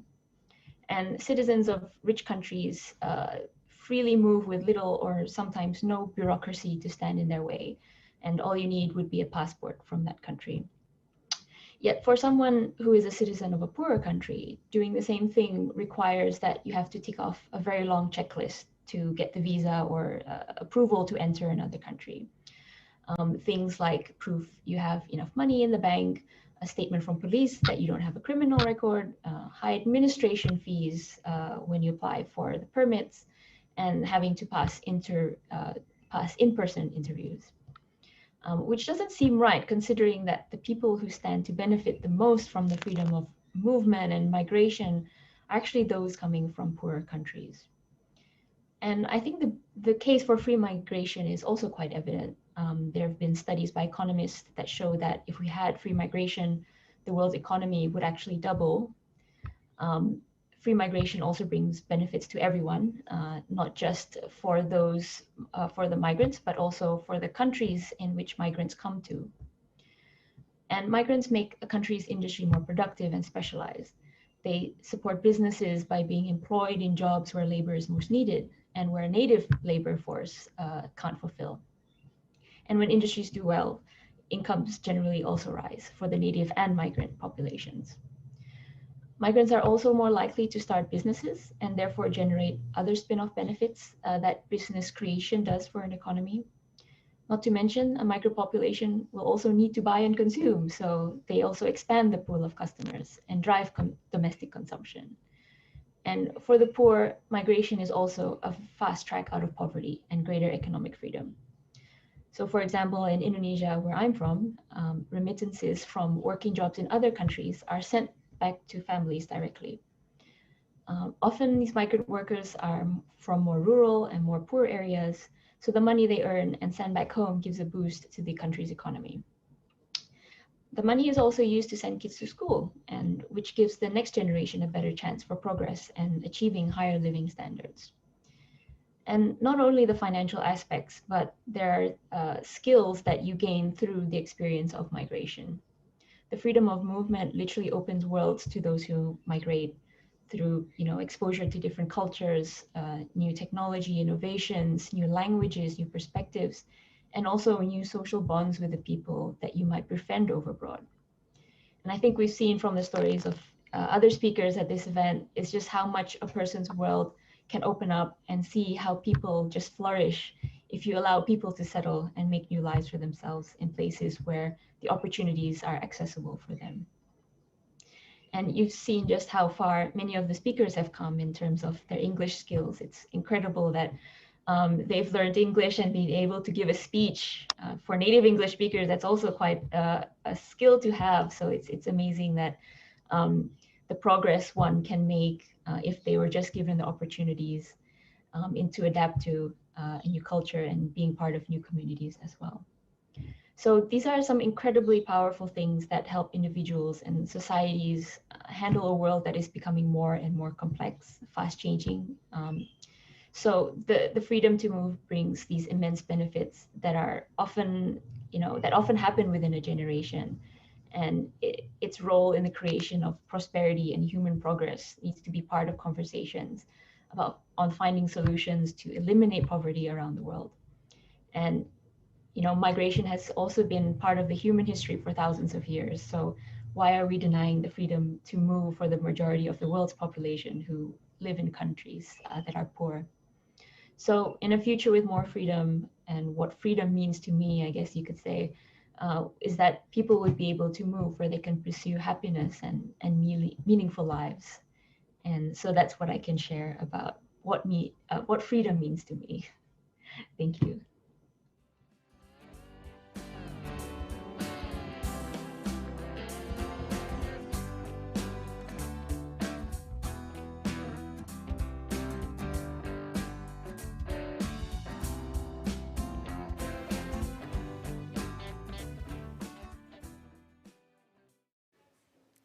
Well, Ms. Anthea, Haryoko, thank you very much once again for joining us all the way from Indonesia to share with us your story of freedom. Thank you very much once again. And next we have Mr.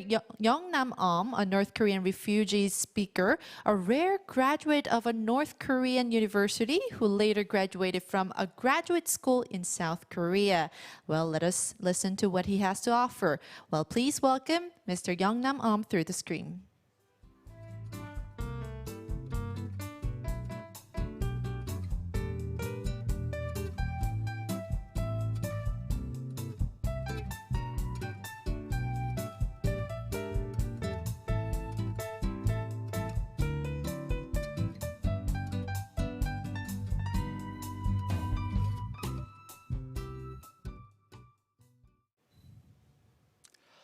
Hello.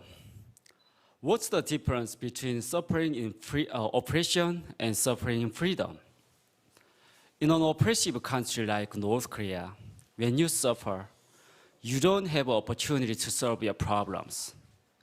In a free country like South Korea, you may suffer, but you have the opportunity.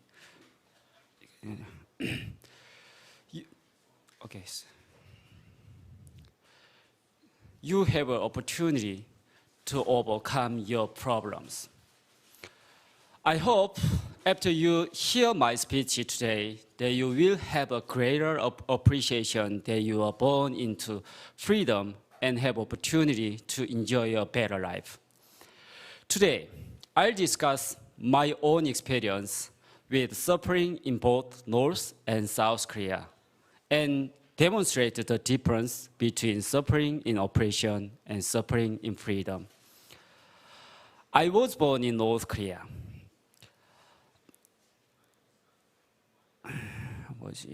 I would like to use that as my example.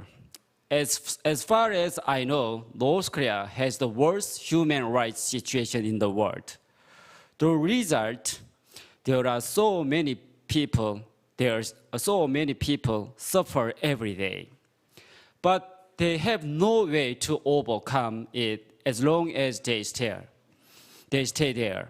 In 2008, when I was in the North Korean military, actually doing construction work as a soldier, I witnessed a tragic accident. One morning, in the middle of November, we had just started working when suddenly I heard screaming. Around 20 soldiers had gotten trapped under the huge beam. We rushed to reach them. We all tried to lift it, but it was too heavy. We didn't have an emergency number to call like 911, and we didn't even have a cell phone. We had to help them ourselves. Everyone was either screaming in pain or shouting. It was like a scene from a horror movie. There was a crane, but it was not working. An hour later, another crane arrived, and finally the beam was lifted. But it was too late for some of them. We had to block the highway so we could take the injured soldiers to a hospital. There were no ambulance available. We took them in cars, vans, even trucks. The situation was like a battlefield. I still remember it like it was yesterday. Later, I heard that 3 of them had died, several had lost their legs, and others had suffered other serious injury. They did not receive any compensation from the regime. At that time, Kim Jong-il ordered our brigade to dismantle 3 large bridges near Sunan Airport in Pyongyang. We dismantled all of the bridges using slates, hammers. We used the dynamite to drop the huge beam and columns. In fact, the bridges were built to reduce traffic jams for foreigners who had participated in the 13th World Youth Student Festival in 1989. But after that event, due to the death of Kim Il-sung and the collapsing economy, foreigners stopped coming to North Korea through Sunan Airport. As a result, Kim Jong-il was angry and ordered us to dismantle the bridges due to the shortage of the building materials. At the tragic accident moment, my fellow soldiers and I hoped the accident would never happen again, but it was getting worse. Around 2 months later, one of the soldiers in our brigade was killed when a crane produced in the 1970s collapsed. In another case, one of the soldiers in our unit was killed instantly when he was digging a well. Such accidents are common on Army's construction site in North Korea.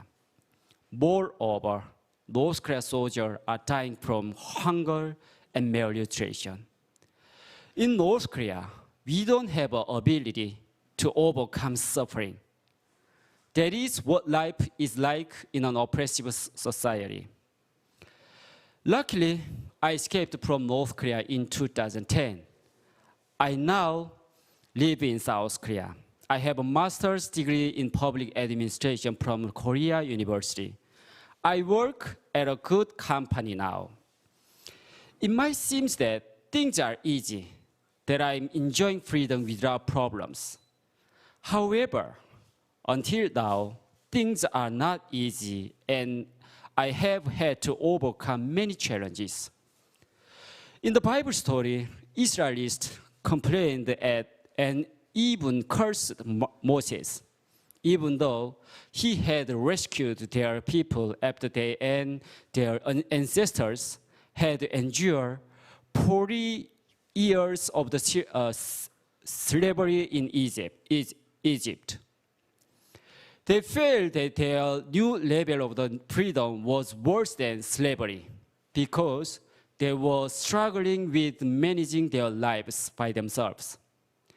Getting freedom is difficult, but living in freedom can be challenging like another suffering. Even though danger like returning to North Korea was gone, but many challenges like language barrier, cultural differences, and politically, socially discrimination. How is suffering different in free society? When I came to South Korea for the first time, I felt like an alien. I was struggling with many challenges. The first suffering for me was English. Even though South and North Korea use the same language, I couldn't figure out some Korean characters on apartment walls and street signs. Computer cleaning, Pruja apartment, Humonsia apartment. I couldn't understand what in the hell those Korean words were. The second thing that caused me to suffer was that I had to change my mindset from passive to active. In North Korea, I had to follow the regime rules. Thinking was unnecessary and could even get you in trouble. So it was better and easier to just follow the rules in North Korea. However, South Korea, nobody teaches you what to do, which course to take to help you get a job, how to efficiently manage your finances, or even to avoid a fraud. I actually lost a lot of money in scam run by another North Korean defectors. I didn't know how to invest in a business and how to figure out what was true or false. That is why many North Korean defectors says, in North Korea, I could die of malnutrition. In South Korea, I could die from ignorance. The third thing that caused me to suffer here was the need to overcome the education gap. Even though I graduated from college in North Korea, it was not quite helpful to get a job there. Because of my family background, the only job I could get in North Korea was as a labor in a manufacture factory. That is also the kind of work I did in South Korea at a plastic material factory when I came here for the first time. The four things that I caused me to suffer was political and social discrimination. The North Korean regime frequently engaged in military provocation, such as sinking the Cheonam army ship, the Yeonpyeong Island bombing, launching ballistic missiles, and so on. Due to those provocations, I felt guilty. I felt ashamed, guilty, and even angry when people asked questions like, have you tried ramen noodle? Is there alcohol in North Korea? Have you eaten pork? I would sometimes criticize people asking such questions. Do you think I'm a beggar? Do you think I'm stupid? For a while, I stopped telling people that I was from North Korea and would tell them that I was from Gangwon province in South Korea. However, one day, I met someone from Gangwon who started asking me details. So I ran away from him. As you can see, I was also struggling with many things, suffering in many ways in South Korea. Some might think there was no differences, no different because I had suffered in both places. However, there is a huge difference. As I mentioned earlier, when you live in freedom, then you can try to find solutions to your problems and suffering. I mentioned that I was struggling with a language barrier when I first came to South Korea. I was able to overcome it by learning English in Canada and in FSI. Many of you may be familiar with Konglish. I now can understand the way South Koreans talk, and I can even give a speech in English, as I'm doing now. I was struggling with having a passive mindset, but I was able to overcome it. During the process of the learning English, I had the opportunity to write speech and speak on the public stage. This led me to be brave and the confidence to reveal my identity. Being able to say what I thought and to talk about my experiences helped me have a more than active rather than passive mindset. These days, when people asked me a question like, have you tried ramen noodles? Is there alcohol in North Korea? Have you eaten pork? I answer them, yes, I eat ramen, but not much. Yes, there is alcohol. There are even alcoholists in North Korea. Yes, I eat pork, but not much. And I have a big smile on my face as I'm answering. I mentioned the struggles I had because of the education gap between North and South Korea. I graduated from Korea University with master's degree in public administration. In North Korea, my college degree and 10 years of my military service was garbage. The regime could block me from opportunities. But in South Korea, nobody, not even President Moon, can block my education and my job application. The final suffering I had to overcome getting a job. After I received my master's degree, I sent my resume to more than 100 companies. 90% of the time, I was rejected. But finally, I got a stable job at a good company. It was a struggle for overcome the various types of the suffering. and it took a lot of the hard work. But I'm overcoming them, and things are getting better and better. Today, I discussed my own experience with suffering in both North and South Korea, and demonstrate the difference between suffering in oppression and suffering in freedom. In oppressive country like North Korea, when you suffer, you don't have a freedom to solve your problems.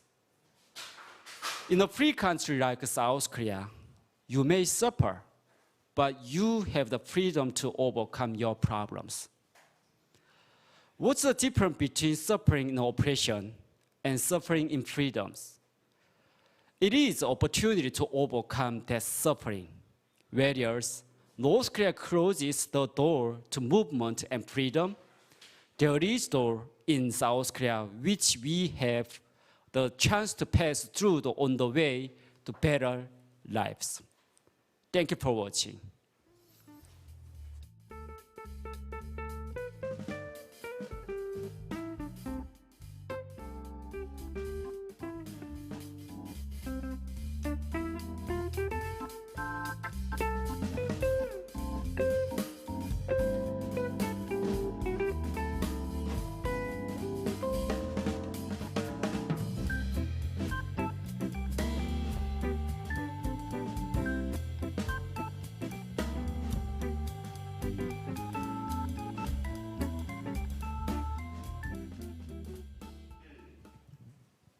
Okay, welcome back. This is Casey Lartier, co-founder of Freedom Speakers International with Yeongnam on, but you have an English name that you use? Kenon. Ken, okay. Yes. Microphone here. Oh, yeah, okay, Kenon. yes. Yeah. Okay, great. Ken will take any questions that you have. Okay, so yes, we have one already. Could you tell us about your job and do you like your job? And Oh yeah, sure. I like my job. I work at a company. Actually, the company is the build a bridges company. So I'm the can I say affair. My department is affair, the human resource and affair team. Yeah. So I like that because you know what. My company actually also they have a vision when South and North are unified. Yeah, they have a vision to build the bridges in North Korea too. oh, so it's not like people usually talk building bridges like psychologically and unification, but actually building real bridges. Yeah. Real bridges. Okay. Real All bridges, right. Okay. not just like Metaphor. Yeah, kind of thing, something okay. like that. Real bridges. Yeah. Okay, and then Jonathan French, well done. Okay, really insightful into the struggles of the North Korean military. Oh, yeah. I didn't realize the dangers it came with. Now, actually, you've given many speeches over the years. Yeah. And you've talked in more detail about the military. Oh, yeah. So about the harsh treatment, the physical abuse. I don't know if you want to mention any of that. Yeah. Actually, during my speech, I already mentioned my military service. You know, it's really struggling and really vulnerable in North Korea. First of all, the suffering is from hunger, because there are millions of almost 1.3 million North Korean soldiers in North Korea, but I think 90% of the soldiers, they are always hungry. Yeah, because so many people dying from malnutrition, and the accident is like option. It's more people dying caused by malnutrition. Yeah. Okay, now a lot of people think that the North Korean soldiers are taken care of, that they're fed first, but actually, as you said, a lot of them suffer from malnutrition.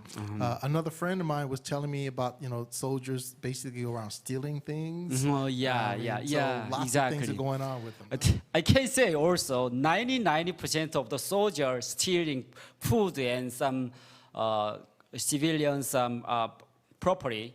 Yeah, every day. Yeah, every day. It's real. It's not, fake. It's every day. Because because the North Korean government didn't support North Korean soldiers, basically, and food and anything about they need. So North Korean soldiers have to stealing food and some property from the civilians. Yeah, okay. And also, as you mentioned earlier, some physical abuse and verbal harassment. Yeah, every day, single day, it's ongoing right now. Yeah. But you talked about some of the physical abuse that you suffer. I don't know if you want to talk about that. You talked about in previous speeches. Oh yeah, actually, for example, I can't remember exactly date, around 2006. One of my supervisor, at that time, I beaten so many times. I beaten so many times by my supervisor. So one of my eardrum was actually at that time, one of my eardrum was tearing. Oh, eardrum. Yeah, eardrum. Yeah, because he's slapping strongly, so my eardrum is. Yeah, it's nowadays. I have no problem to hearing, but at that time, eardrum is tearing. So that's the only one snapshot of North Korean physical abuse in North Korea. Okay. CMF asked, okay, how often and where do you give speeches? Or how often? Yeah. Where do I give a speech?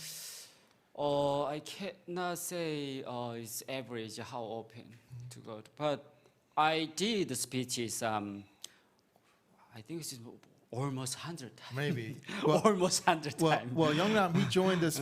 You first joined us back in March 2015. Yeah, 2015. After you came back from Canada and started giving speeches immediately. But as you know, you were terrible. Yeah, first speech is you terrible. Were terrible. But I say that with love, okay? Because in the beginning he was terrible, but he just started learning how to give a speech. Before it was like a conversation. Conversation. It's not speech. It's just conversation. Don't say how to give speeches, but he's given, I think, about 100 speeches at least. Almost. At least. Yeah. But these days you're a working man, so not as many speeches as before. I think. Yeah, because of the working. I have to hard working. Okay, and then. All right, it says, excellent speech. Yeongnam, thank you. This is from Absurd Alien. You mentioned that there are other North Koreans, North Korean refugees who scam North Korean defectors. So how does that happen? Yeah, unfortunately, you know what, not all of the North Korean defectors scam the other North Korean defectors, but you know what, immigrants, immigrant community actually, even America and United States and Canada, there are so many scams. There are frequently scams, same community. Okay. Because they knew many knowledge with their same maybe a community. So at that time, actually, I lost a lot, more than 10,000. How can I say? 1,000,000 won? 1,000,000? You mean 10 million won? 10 million won? Okay. Yeah, 10 million won, Korean won. So it's like less than $10,000. That's actually, it's a cryptocurrency. Okay. Yeah, cryptocurrency is kind of, how can I say? 다단계, I don't know how to say. I don't know which one, but cryptocurrency is fraud, Yes, okay. So I did not know it was the cryptocurrency exactly, how to invest those business, so I just lost, I threw the money. And it's gone. So. Okay, well, Kim Ji-hae, she asked what were some difficulties in integrating into South Korea. I think you mentioned some of them in your speech. I don't know if you want to add any others. Or other issues that other North Korean refugees might struggle with? First of all, the mingling culture things is really difficult. For example, I'm just working at a company. In labor market, in business culture in South Korea is really, really different than, of course, it's North Korean, even different than America and the other free country like Canada. So really, actually, I don't like South Korean. South Korean, how can I say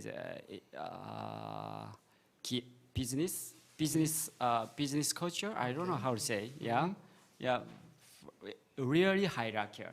Okay. Yeah, really hierarchical as something like soldiers, army. So you're back in the military. Yeah, it's something like that. Not exactly same, but it's sometimes even stronger than. So, but we need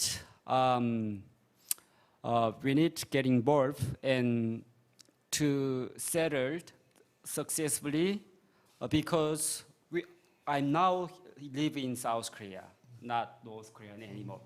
So that's why many North Korean people, even hard to get a job, they are not continuously to work their company. Yeah, that's the first things. The other one is that English, as I mentioned earlier, there are so many characters which that I couldn't understand. As I mentioned, it's computer cleaning. Right. Computer cleaning. Computer cleaning. Yeah, computer cleaning. Well, what is computer cleaning? Do you know? Yeah, What clean is your it? computer. Cleaning computer? No way. No, the computer laundromat. cleaning is a laundry mat. Right. So I thought about this computer cleaning is something like a fix the computer, but in reality, it's a laundromat in South Korea. So that's the Konglish. So it really confusing me. Yeah. So that's the challenge for North Korean defectors. Because so many Korean character, the meaning in English, but it's not exactly English, not exactly Korean. It's Konglish. That's the challenge for me. Yeah. Now, I'm going to tell on you now because when you escaped, do you remember what you said to your family? Oh yeah. Okay. I don't want to say it's Yeah, that's family. please. They want to hear. What is it you said to your family after, Actually- before you escaped, when they were asking you to escape? Actually, before I escaped from North Korea, one day I had a chance to make a phone call to my family members. In fact, my brothers. But I cursed my brothers. Well, you think South Korean is last longer? I will destroy you. Because at that time I finished military service only 3 months. Yeah, 3 months before. Yeah, 3 months before. So I thought at that time I thought North Korean military the best army in the world. This is 2010. Yeah, 2010. Yes, 2010. But nowadays, I was thinking like that because the brainwashing from the government, especially I worked at Pyongyang, which is capital of North Korea. The Pyongyang soldiers actually got much brainwashed by the regime because of the Pyongyang. There is Kim family. There is Kim family in Pyongyang. So, yeah, it's But nowadays, I met after I escaped from North Korea to South Korea. I met my brothers. Oh yeah. Even now, my brothers sometimes telling about that happened. You cursed me. That's how I found out the story from your brother, not from you. Yeah, Your yeah. brother told the story. Yeah, yeah. All right, then. Okay, JC says that you said you lived in Canada for a while. So what types of support for North Korean defectors would you like to see there in Canada? So based on your own experience, what is it that North Korean defectors in Canada, the type of support that they need? Or what kind of support they need? I mean, In Canada? So why did you go there? Oh, actually, I actually at that time I just go there travel.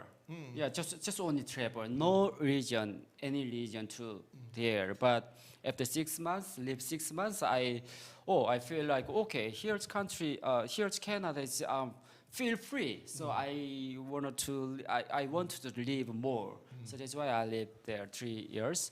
But in Canada also, you know what? It's the foreign country. So first challenge is English, you know. I cannot speak English at all. but cultural differences. For example, when I on the elevator, I met a stranger. Stranger smiled me. Good morning. Oh, did you know me? Something like that. It's culture shock. So, but yeah. For the first time, culture shock, and even think about, oh, are you spying me from North Korean government? Something like that. But nowadays, I'm familiar with the Canadian North American culture. But I thought I heard about that there are hundreds of North Korean defectors live in Canada. When you meet North Korean defectors in your side, maybe Canada, America, please help those people. And please involve those people struggling. They are really, really struggling. They are really afraid to talk about North Korean story. Yeah. But that reminds me that, so you said that when you were studying English in Canada, that you had a special incident one day when people were asking you about where you're from. Yeah. And at first you didn't want to say. Yeah. But I just said I just came from South Korea. Yeah, but they kept saying, asking you questions, and Yeah. then finally, so what happened that day after you finally said North Korea? Yeah, so actually for the first time I said I came from South Korea, and the other, but the question again, which province are you from? So I say I Gangwon province. It's Gangwon province near the North Korea. The accent is similar to North Korea. So, but one day, real Gangwonian came to my side and asked detail. So I ran away. And then after that, I thought about, okay, why did I hide my identity? So did I be some guilty, something like that? So one day I just revealed my identity. I came from North Korea, and even I served the North Korean military for 10 years on the public. At that time, it's in the ESL class. That all the people, including the teachers, actually ask me so many questions. So that's why I'm speaking English very well. Yes. And also, you said that was like a big moment for you, Yes, because finally exactly. you felt comfortable to say that you're from North Korea. Okay. Well, Kim Ji-hye says, are there different dialects within North Korea? Yeah, sure. Yeah, different dialect, especially North Korea. The location in North Korea is not same dialect. It's such as even in South Korea there are so many dialects. Depends on the location. But in my hometown, dialect is the strongest dialect in the North Korea. Okay. In Korea, I think, because I don't know, the accent is really high. Okay. And dialect is almost like a different language than Seoulian dialect. Okay. So, for example, even just with conversation each other, the other people think that, oh, they are fighting because their accent is really high. So, yeah. Okay. And then, suddenly, did anyone from your family come to South Korea? Oh, okay, I see. So Tamika asked, did anyone from your family come to South Korea, or are they still in the North? If they're still in the North, how often do you communicate with them? Okay, so you already mentioned that his family members actually came first before him, his immediate family members. But do you want to talk about family members still in North Korea? Oh yeah, okay. So actually, during my speech, I mentioned my family members. Not during my speech, with conversation.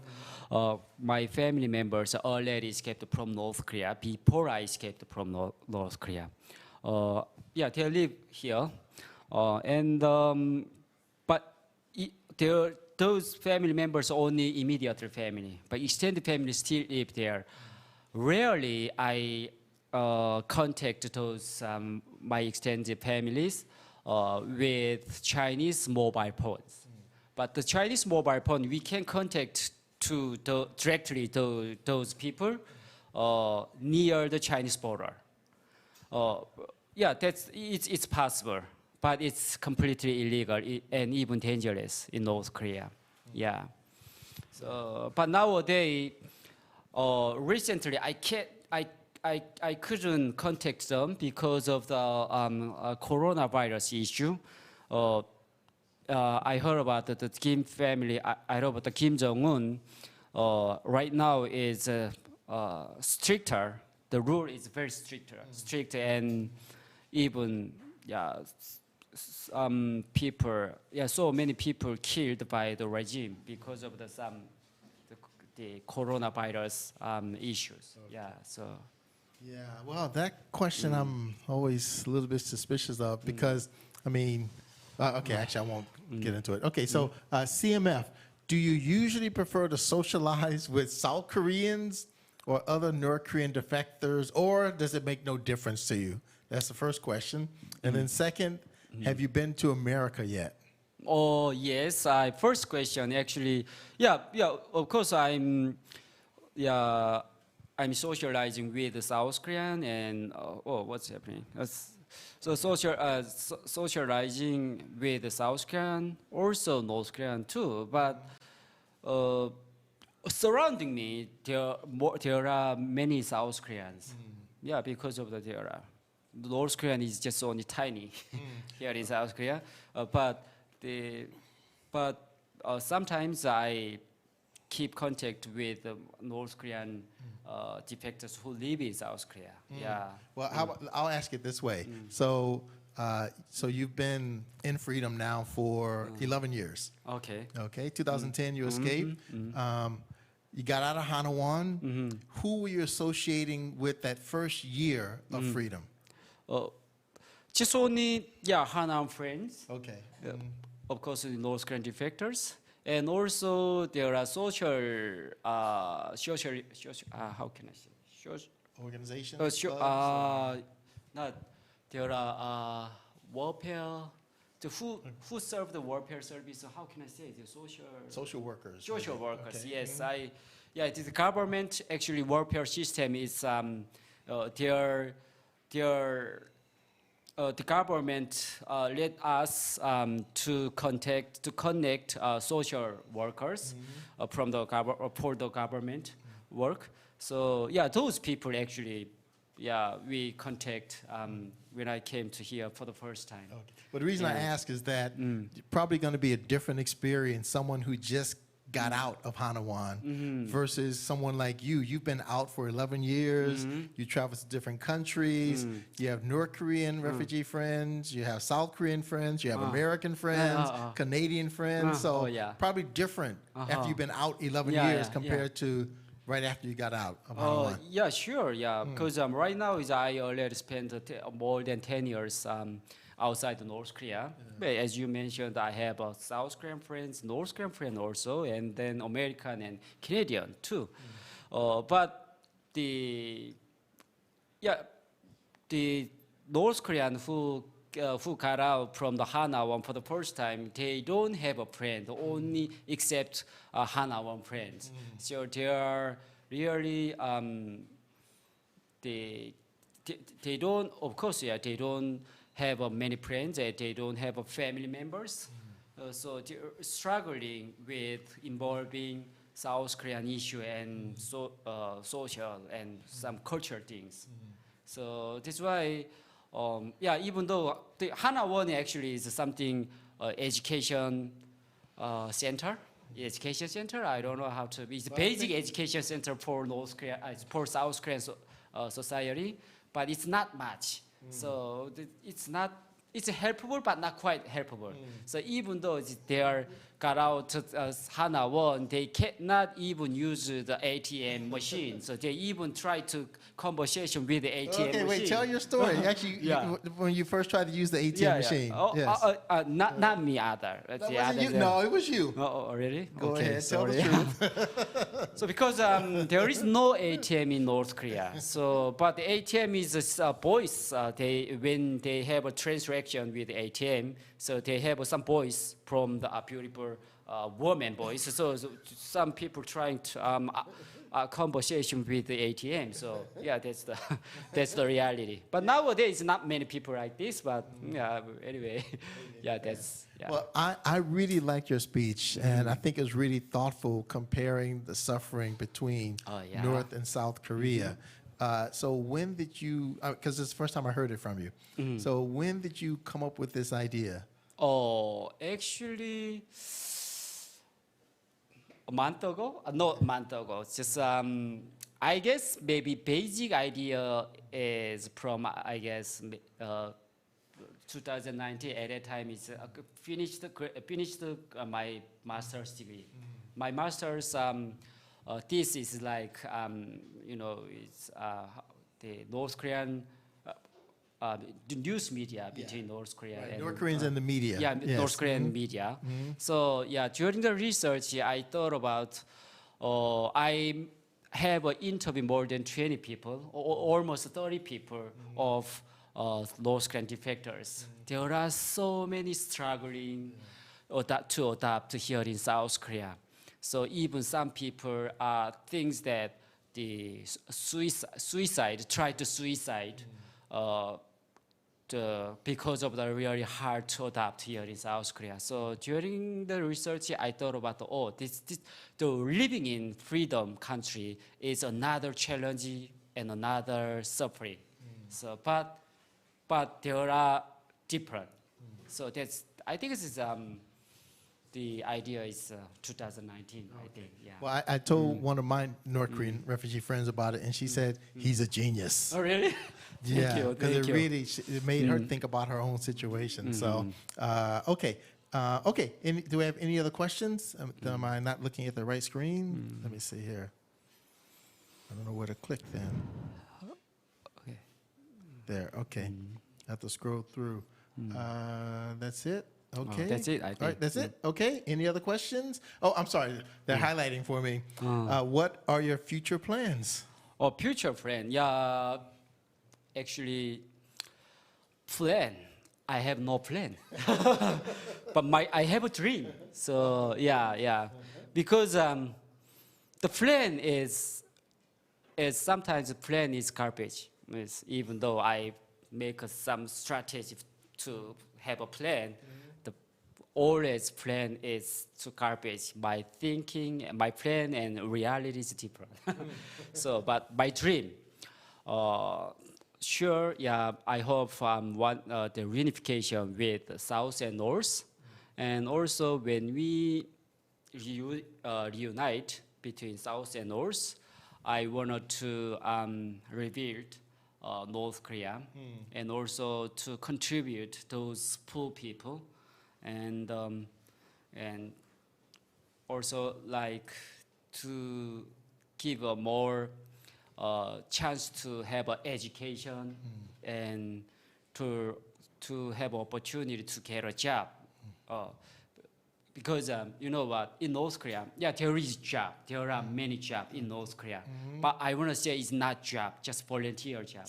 Because well, forced volunteering. yeah, forced volunteer. Yeah, it's not actually volunteer, it's forced volunteer. They have to work for the government, but there is no salary. Well, that's forced labor. Yeah, forced labor. That's yeah, not just forced volunteer. labor. Okay. So that's why I just wanna, when we reunite, I will give some job to work to get some salary, and even children to let those children to have opportunity to education.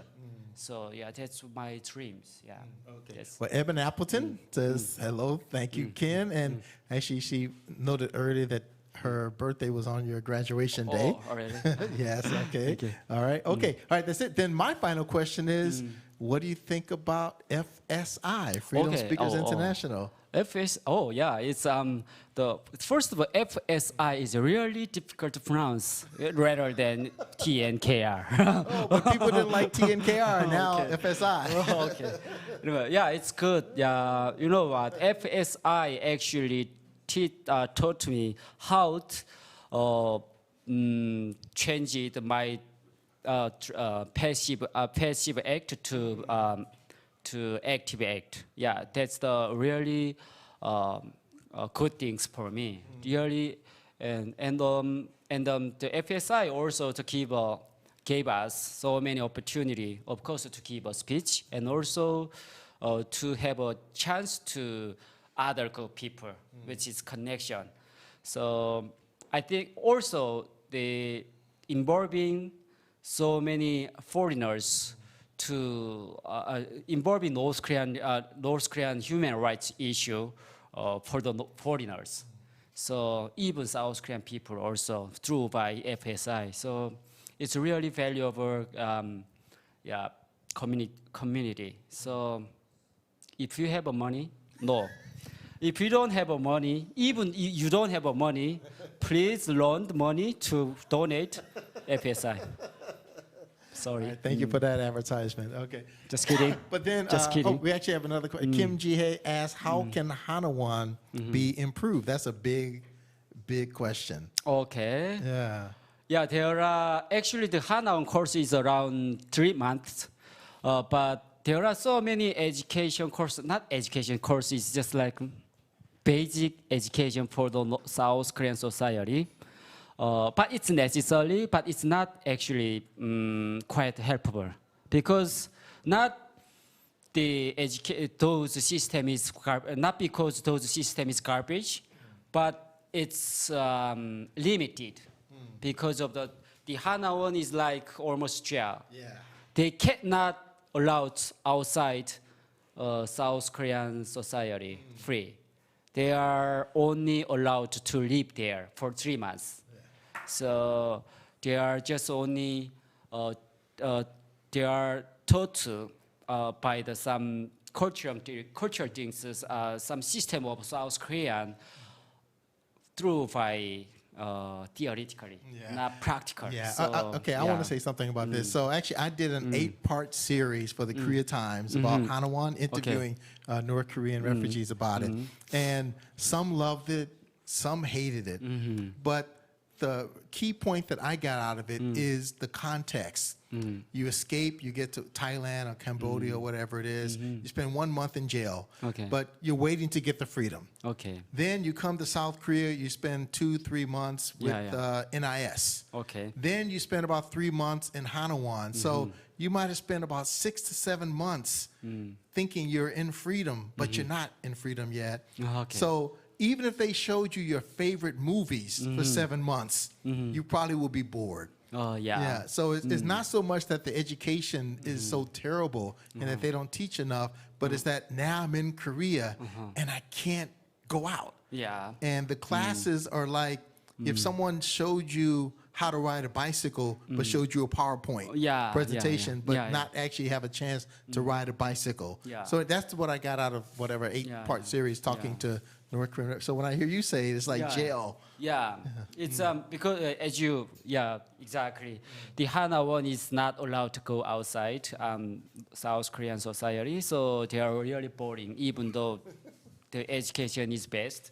But many, so I think it's most of the North Korean defectors live in Hanawan. They are really boring and even sleeping during the lectures. So they don't like Hanawan. But I think it's necessary for those people because North Korean people, North Korean defectors, they are really weak when escaped from North Korea because they are caused by malnutrition, some problems. They need to take a rest. And probably it's good place for Hanawan. And also the government side, there's still investigation during the Hanawan, even though 3 months course for NIS course. They still extended investigating for the North Korean defector. Yeah. Oh, that's okay. Really great point. But Yeah. I don't want to take up too much time on that. But okay. And I like Tamika's point. She says, thanks so much for sharing your story. Really good to hear different perspectives. And that's been the point, that we've had a variety of refugees. And you are in a minority. Yeah. As a man. Because about 70-something% are women and only about 27% are men, so you're one of the exceptions. Sure, yeah. There, more than 75% of the women from North Korean defectors. Right. From North Korea. Right. So now we got to hear from a man. Yeah. All right. Fantastic. Okay. So thank you so much. I don't know if you Thank want to you. make a final statement. Just say thank you. Oh yeah, I'm thank you for First of all, thank you for watching my speeches. Yeah, even though my grammar is garbage. Anyway, and also I hope your involvement is really helpful for North Korean defectors. Not only North Korean defectors, for North Korean people who live in North Korea. Yeah, of course there is no internet, but some people who already escaped from North Korea to maybe live in China and Russia, the other country, they can watch it, North Korean issues, a video like APSI right now, what I'm doing right now. Right, yeah. So please involve North Korean human rights issue. And yeah, thank you. All right. I really appreciate. Yeah. All right. Thank you so much. Thank you.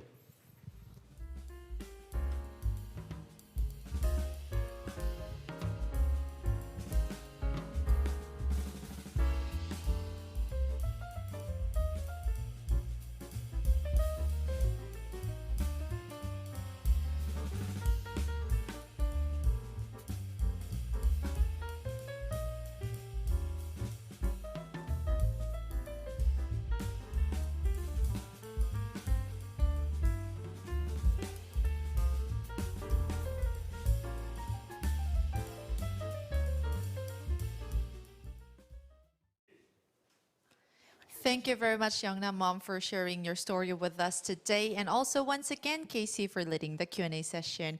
This is going to be our last speech of the day.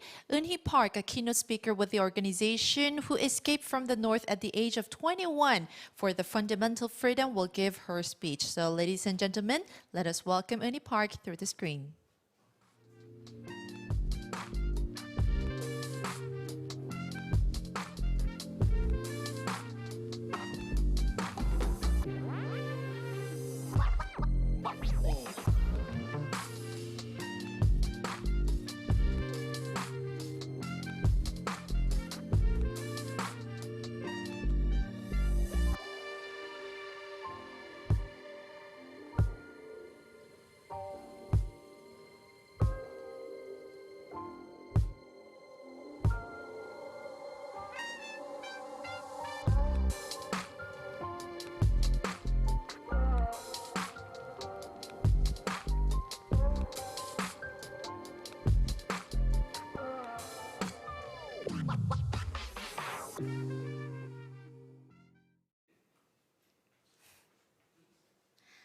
Hi, everyone. My name is Eunhee Park, and it's a little bit burdened to wrap up this conference as a last person, but I will do my best.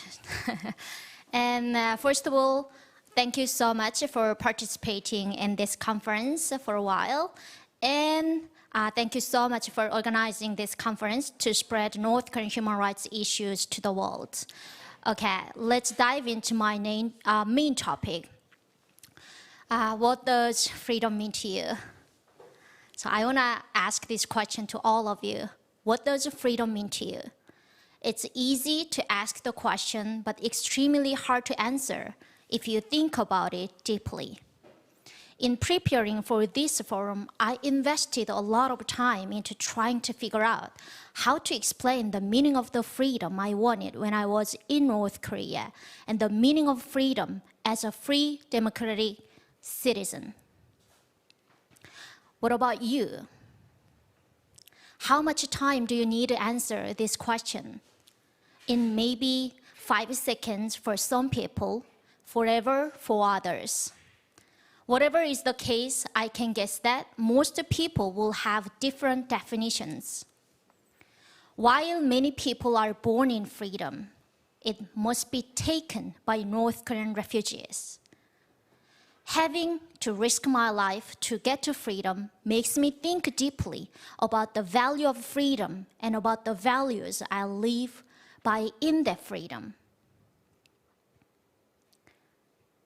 To explain how I grabbed my freedom, I will share two things with you that made me feel grateful. The first thing is that my defection made me who I am today. Second, I'm the daughter of my grandparents. They helped me prepare me to be ready to grab my freedom. When I was 5 years old, my parents got divorced. My mother died after being in a mental hospital for 10 years, and my father moved on with a new family. I was moved back and forth between an orphanage and the homes of my dad and grandparents.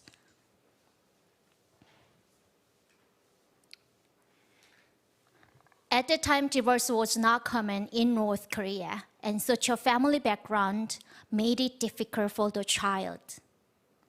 Children without parents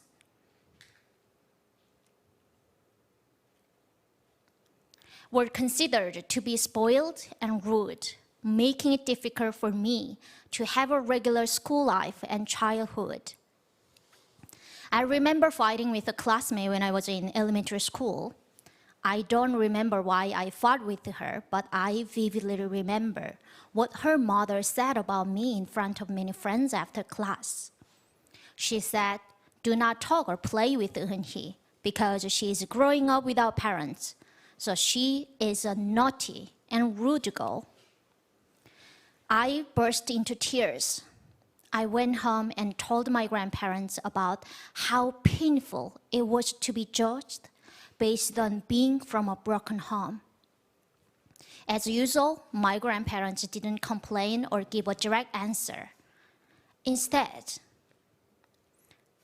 they used the Socratic method to help me to learn to think by myself. Why would she say such a thing? What can you do to solve this problem? They always taught me to be a problem solver and think deeply about challenges and situations. That's why when I illegally watched the South Korean medias and dramas for the first time, I was ready to analyze the problem I was facing. My grandparents had prepared me for the moment. One day I asked my grandmother, "Why can I freely control my body? I want to live freely like people in the South Korean dramas. They can express themselves without being punished." I told her that I want to go to China to be free. My grandparents replied immediately, saying there was no hope in North Korea. I could go to China and live as a free person. In their case, they said they were older, I was young, so I should enjoy and taste freedom. Thanks to their support, I was able to realize my dream coming to South Korea after escaping China, Laos, and Thailand. According to Hana Foundation statistics, about 34,000 North Koreans have escaped to South Korea since North Korea suffered a famine in the mid-1990s. Many defectors use brokers to stay in touch with their families and send money in a complex, expensive, and risky process. In 2015, 3 years after I escaped, I found a broker who could help me to contact my grandmother. It required a smuggled mobile phone to call the south from mountains near the border with China. That could result in better reception while avoiding being detected by officials.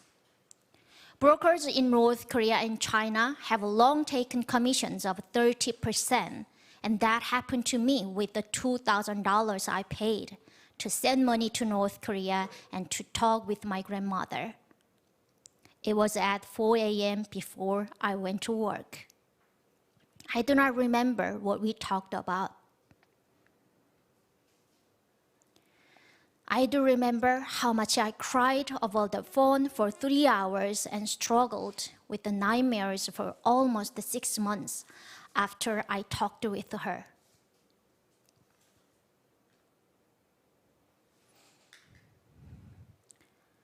How can I describe the pain of hearing her voice and not being able to hold her in my arms again. I'm not the only one to feel such pain, to have such nightmares.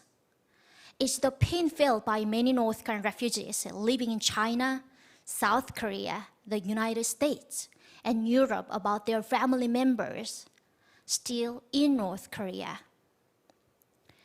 For people born in democratic countries with the freedom of movement, freedom of choice, and freedom of press, it's probably unthinkable to be unable to call and see family members when they want to meet.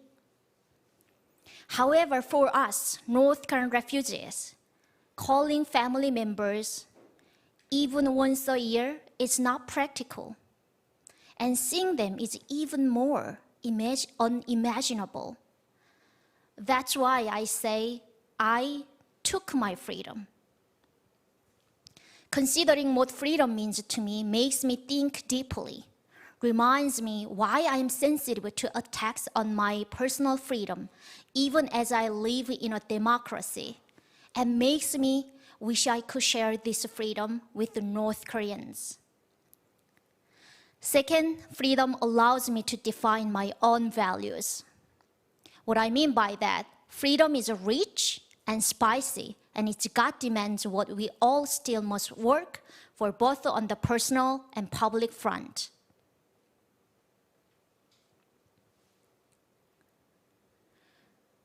When I was visiting the USA in 2019, I took a bus to see the Grand Canyon. I saw very impressive statement written on a wall. Freedom is not free. I immediately nodded my head like that. America is known as the land of freedom, and people in the USA emphasize how much their ancestors fought to get freedom. Even if you were born in freedom, someone else had to fight to get it. Individuals today must continue to protect their rights. Freedom isn't even free for those born into it. A few years ago, I realized that freedom is an option to develop my personal life. In 2016, I was a regular panelist on My Way to Meet You, a South Korean TV show featuring North Korean defectors telling their stories. I was happy for two main reasons. One, I was just starting college, so I could be stable financially. Two, I could spread diverse anecdotes of North Korea by contributing my story. Many people could hear another perspective about North Korea, and people could have deeper insight and maybe even more come up with new approaches to deal with the North Korean regime. However, over time, I discovered the pattern of this TV show.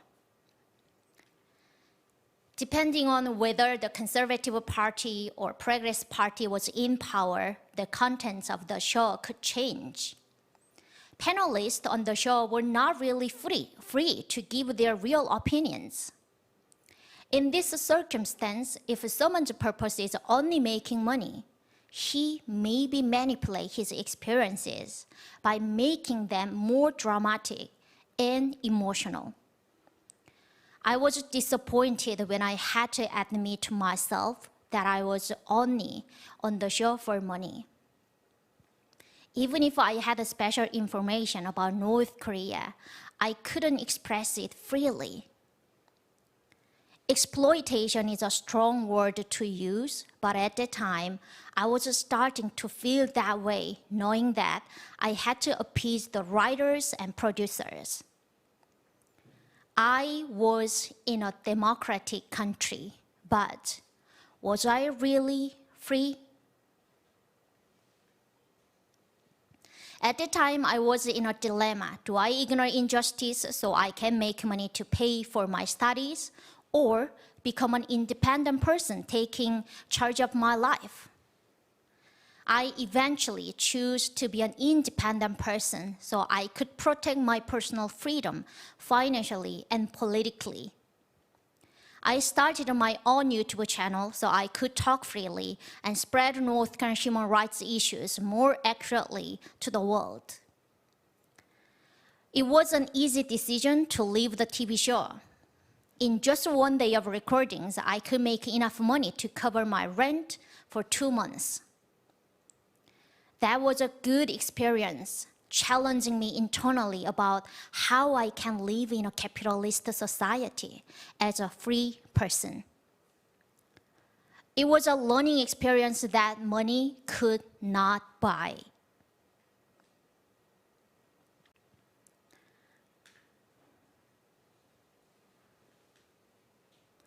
I learned essential things, most notably. If we don't identify our own values, then we can be used by authorities and politicians for their objectives. By protecting your freedom, developing your own values, you can avoid being a victim politically or financially. If we value and fight for individual and personal freedom, we can make a prosperous democracy. So, what does freedom mean to you? It is easy to ask, but not so easy to answer. As a person who lived under the dictatorship as a political slave, and who for a time gave up my right to speak freely in order to make money, I can strongly say that the freedom to choose something is a right and is the greatest asset for humans. However, the freedom to choose something is not given. It must be taken by those of us who were not born in freedom. And even any of us living in freedom must avoid giving up our freedom. Thank you.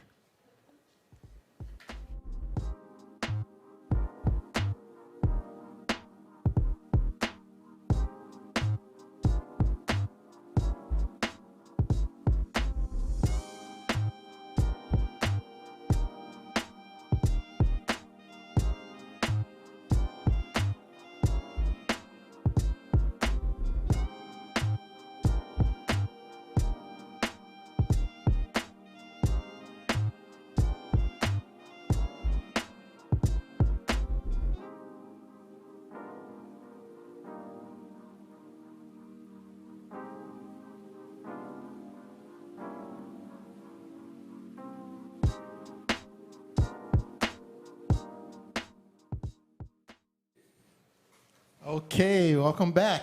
This is Casey Lartigue, co-founder, co-president of Freedom Speakers International, joining Eunhee, and I'm just like the moderator here.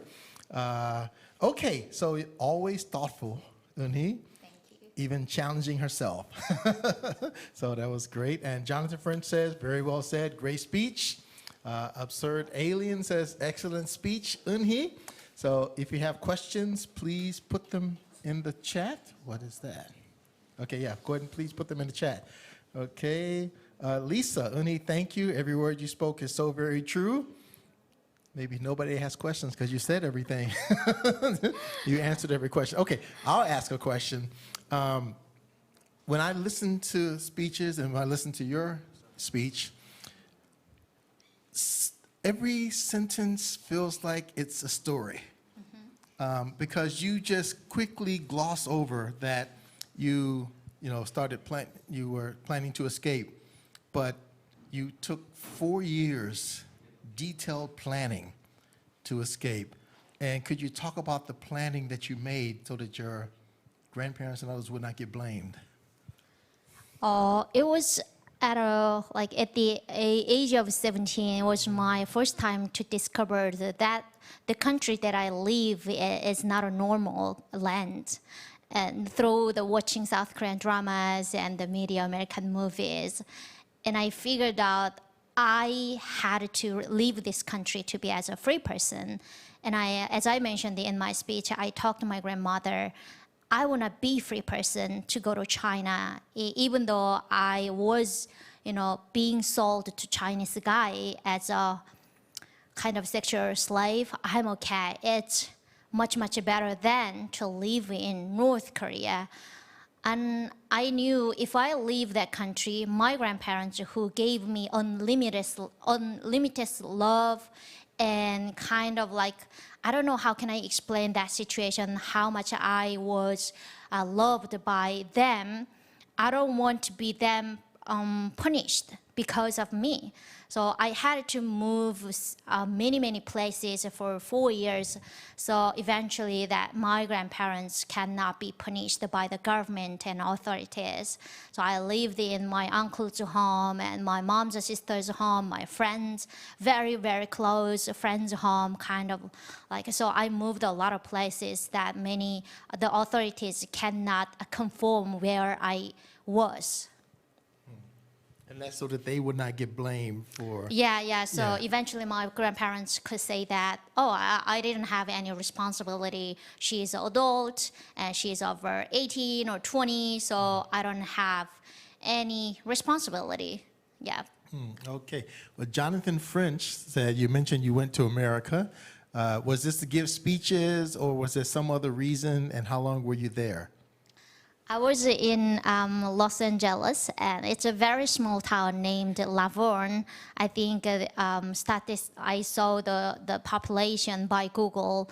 It shows that 30,000 population live in that city. I was a student at the time to learn about English, to attend it in the English course. By the supported by Mulmangcho, which is NGO. Casey at our first time the speech mentioned that the politician who fought for the human rights issues and don't repatriate North Koreans in China, she established that NGO, and I was so lucky to get a chance to be as a scholarship student to go to United States to learn English. So yeah, I was there for 2 months as a student and to attend in the English course. Yes, okay. And then CMF, a moving, inspiring, and thought-provoking speech. She's been doing that for years now. So what freedoms do you see people in South Korea and other free, quote unquote, rabbit ears, whatever, countries giving away these days? So yeah, so what freedoms? So you say that people have to protect their freedom. So what are the freedoms that they are basically allowing the government to take from them? I have to read it a statement. Freedom, do you see people in South? What freedoms do you see people in South Korea and other free countries giving away these days? I think normally what I notice that people in free countries, when they hear the politicians make a kind of like a statement to get a vote, they believe all of statements what they said, and they don't have their own thoughts. How can I protect my personal life? And then when politicians say to build this country better, we have to recognize the background and then or the stories behind why they say, but usually people just believe that because of their current situation, and they see people just see short-term goal. They don't see for long-term goal. What if I vote for him? How can I make a better democracy with this plan? So I think we have to focus on the long-term goal, not short-term, what you are struggling now. I want to recommend that you read a book called Applied Economics by Thomas Sowell. We talked about him before. He talks about different stages of politicians. Look at stage one, the grand opening, the ceremony, the announcement, but they don't think down the line, and the citizens need to do that. We'll talk about that. Okay, Okay, so then Kim Ji-hye says, how expensive can smuggling prices get? Smuggling people out of North Korea.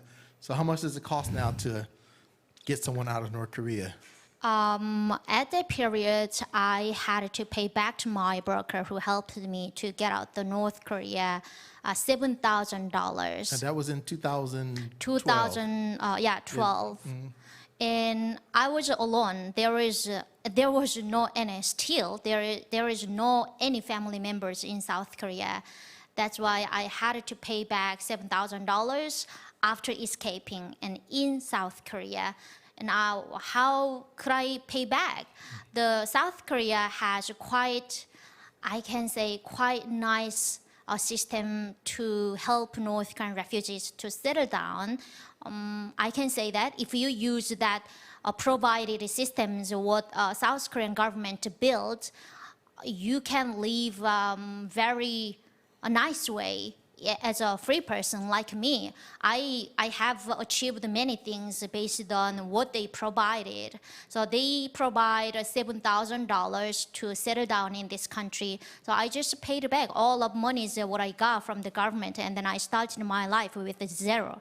I find a Paris baguette job and kind of things, yeah. Okay. Well, so about $7,000 in 2012. Before COVID, do you remember about how much it cost to get someone out of North Korea? I think more than $20,000. Yeah, before COVID.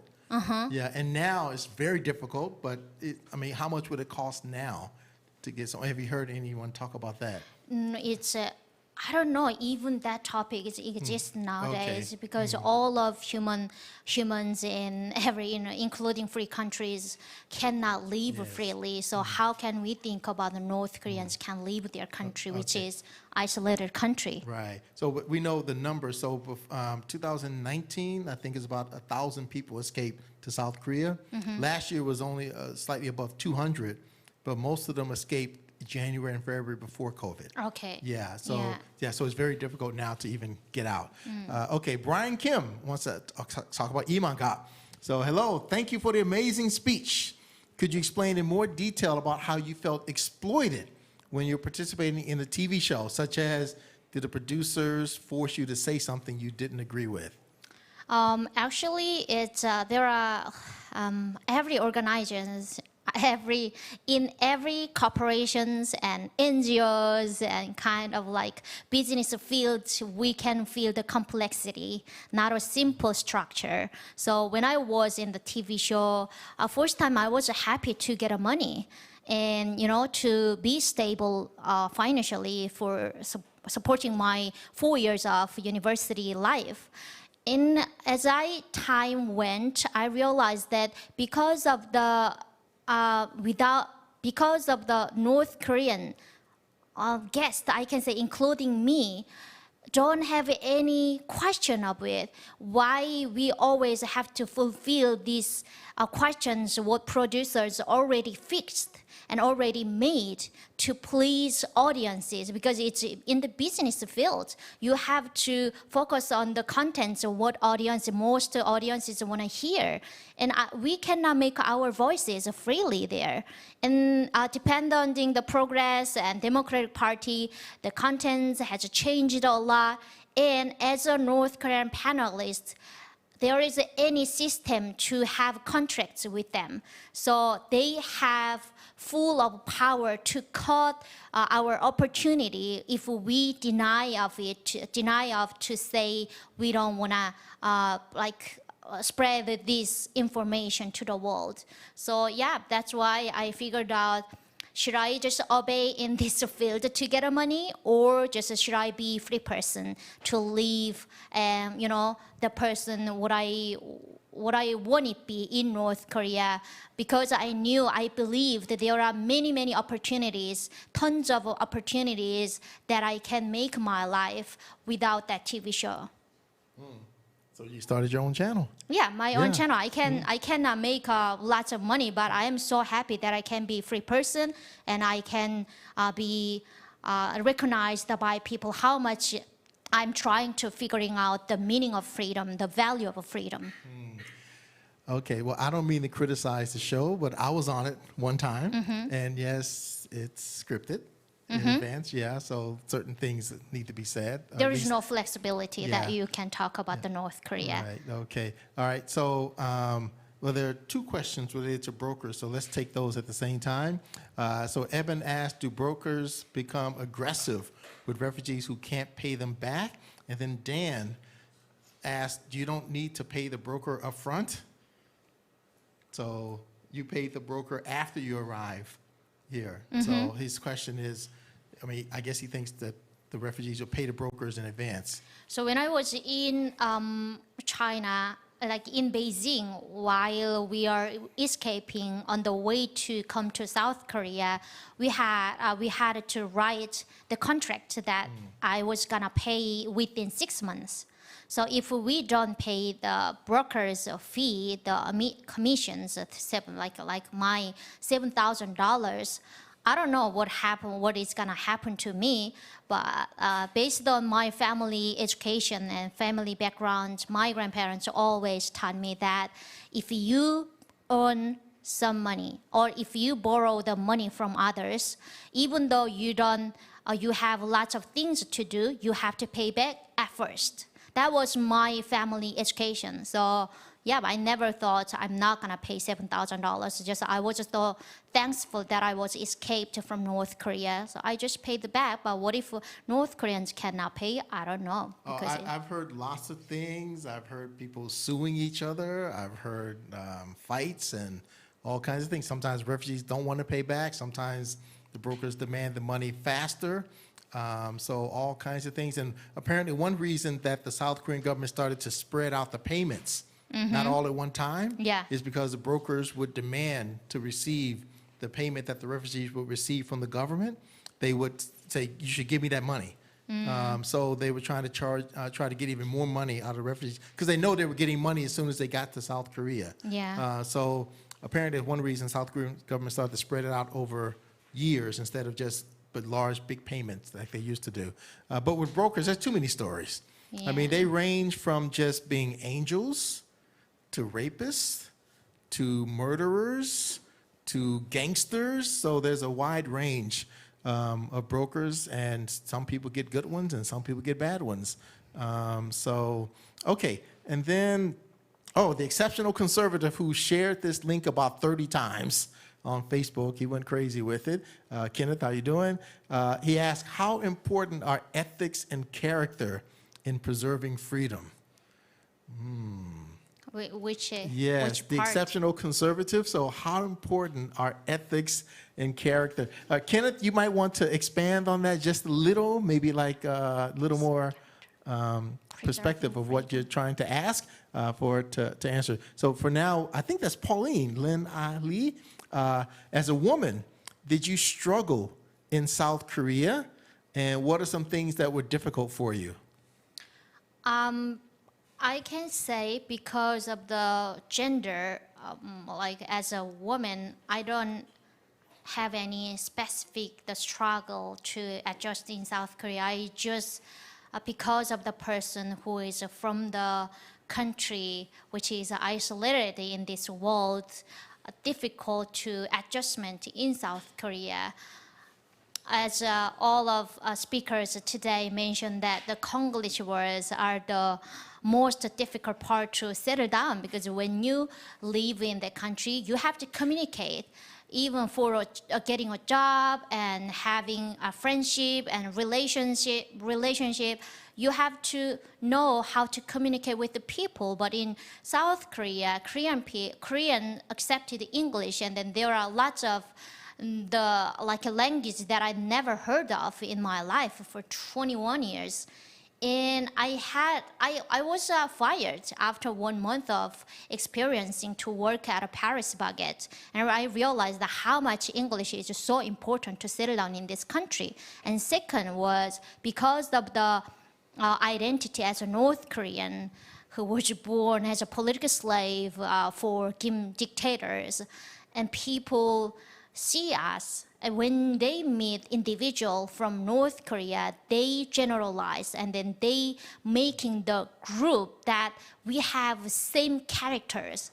So like we are from poor country, we are not educated, so they don't even give us the opportunity that we can show the ability, I am a capable person in this democracy. They just ignored and denied us to work at their corporations. That was my first struggling to get a job and to, feed myself. But after figuring out the people out there, lots of people support North Korean refugees and making this world better, I realized how much I am so grateful that I was born in North Korea.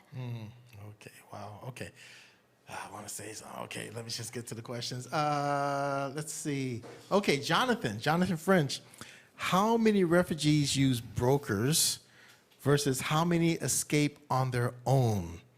And that's the first question. And then second, how could you trust a broker without having access to resources in North Korea? And there's another broker question after this, but let's take on those two first. How many refugees use brokers? Almost them. All of North Korean refugees have to, ask the brokers to help to get out the country, the North Korea. And I never heard of someone who. Well, the only ones I've heard, they're people who like escaped in their own little boat. And like people who escape directly across the DMZ, very rare, as we know. So those are like the only exceptions. So, but 99%, the 99.9%, okay, are use brokers. So in your case, how long was your escape across China, and how many brokers did you meet from North Korea to China? To cross the border between the North Korea and China, it just took, I can say, 5 minutes. They crossed the Amno River, the Yalu River, to go to China. But before, the crossing river was the most dangerous moment. For 10 minutes, whether there is the option whether you are gonna die or you are gonna be shooted, or you are gonna be alive as a survivor to go to China, to go go to South Korea. But I was lucky to cross the river for 10 minutes, but it was 4 a.m. I guess it's 3 a.m. with 4 other North Korean defectors, including 1-year baby. Yeah, it's dangerous. Like a baby started crying after crossing river. And I prepared, as I mentioned, that 4 years of preparation. It was a long journey to cross the Yalu River to go to China. But 1-year baby started crying. Like, what do you feel? I just only thought I had to stop this baby crying. And then I played the barking sounds and like pig sounds, and then eventually she just stopped crying. And after 2 hours, the Chinese brokers came to us and then to carry us to go through the China. I guess there are lots of the Chinese brokers I cannot count. Yeah, but like how many? Like 5, 10? No, I can say it's more than 15 brokers. Wow. That you met during. Yeah. Okay. So I think that's an important thing to realize, that, again, it's not just one broker. That it's basically, anyone who knows about the American history, that there were a number of people along the Underground Railroad. It wasn't just one person leading you to freedom. There were a number of brokers, and they're all connected. So again, it's not just one person who's doing it. Okay. And then how could you trust a broker without having access to resources in North Korea? If I apply my example to this question, I can say the broker that I met was my father's friend, so I trusted him. But it's, so many stories behind the defection. But that's why he is my dad's friend, and I believed he's gonna help me. And then he proved that his son lives in South Korea. So if he sends me to go to South Korea, his son and me can be as a good friends, kind of like a family status. Yes. Okay. And then another question about brokers. How can refugees, kind of similar, distinguish between a broker that would lead them to freedom and one that will sell them into slavery, forced marriage? I don't think you can. I mean, before you start, you just, and again, there are 15, she encountered 15 different brokers along the way, so again, it's not just one. But I'll just add one thing that I've heard, and that is that some brokers can start to develop the reputation of being good. So there's kind of some word of mouth, but with 15 people, you cannot account for every single broker and every one of them being honorable along the way. So But I never like thought I'm gonna be sold by the workers that I met while I was going through the China. I just believed them because there is only the option. You have to believe them. They're gonna help me to get out the country to come to South Korea. Okay, all right. Let's see. Okay, I can't believe we've gotten this far without anybody asking about reunification. Okay, but here we are. So what are your thoughts on reunification? This is Tamika. I know some South Koreans have hopes for reunification with the North, but how do you think people in the North feel about reunification? Since I was young, at the age of 5, I was kind of like brainwashed by my grandfather, who was born in South Korea.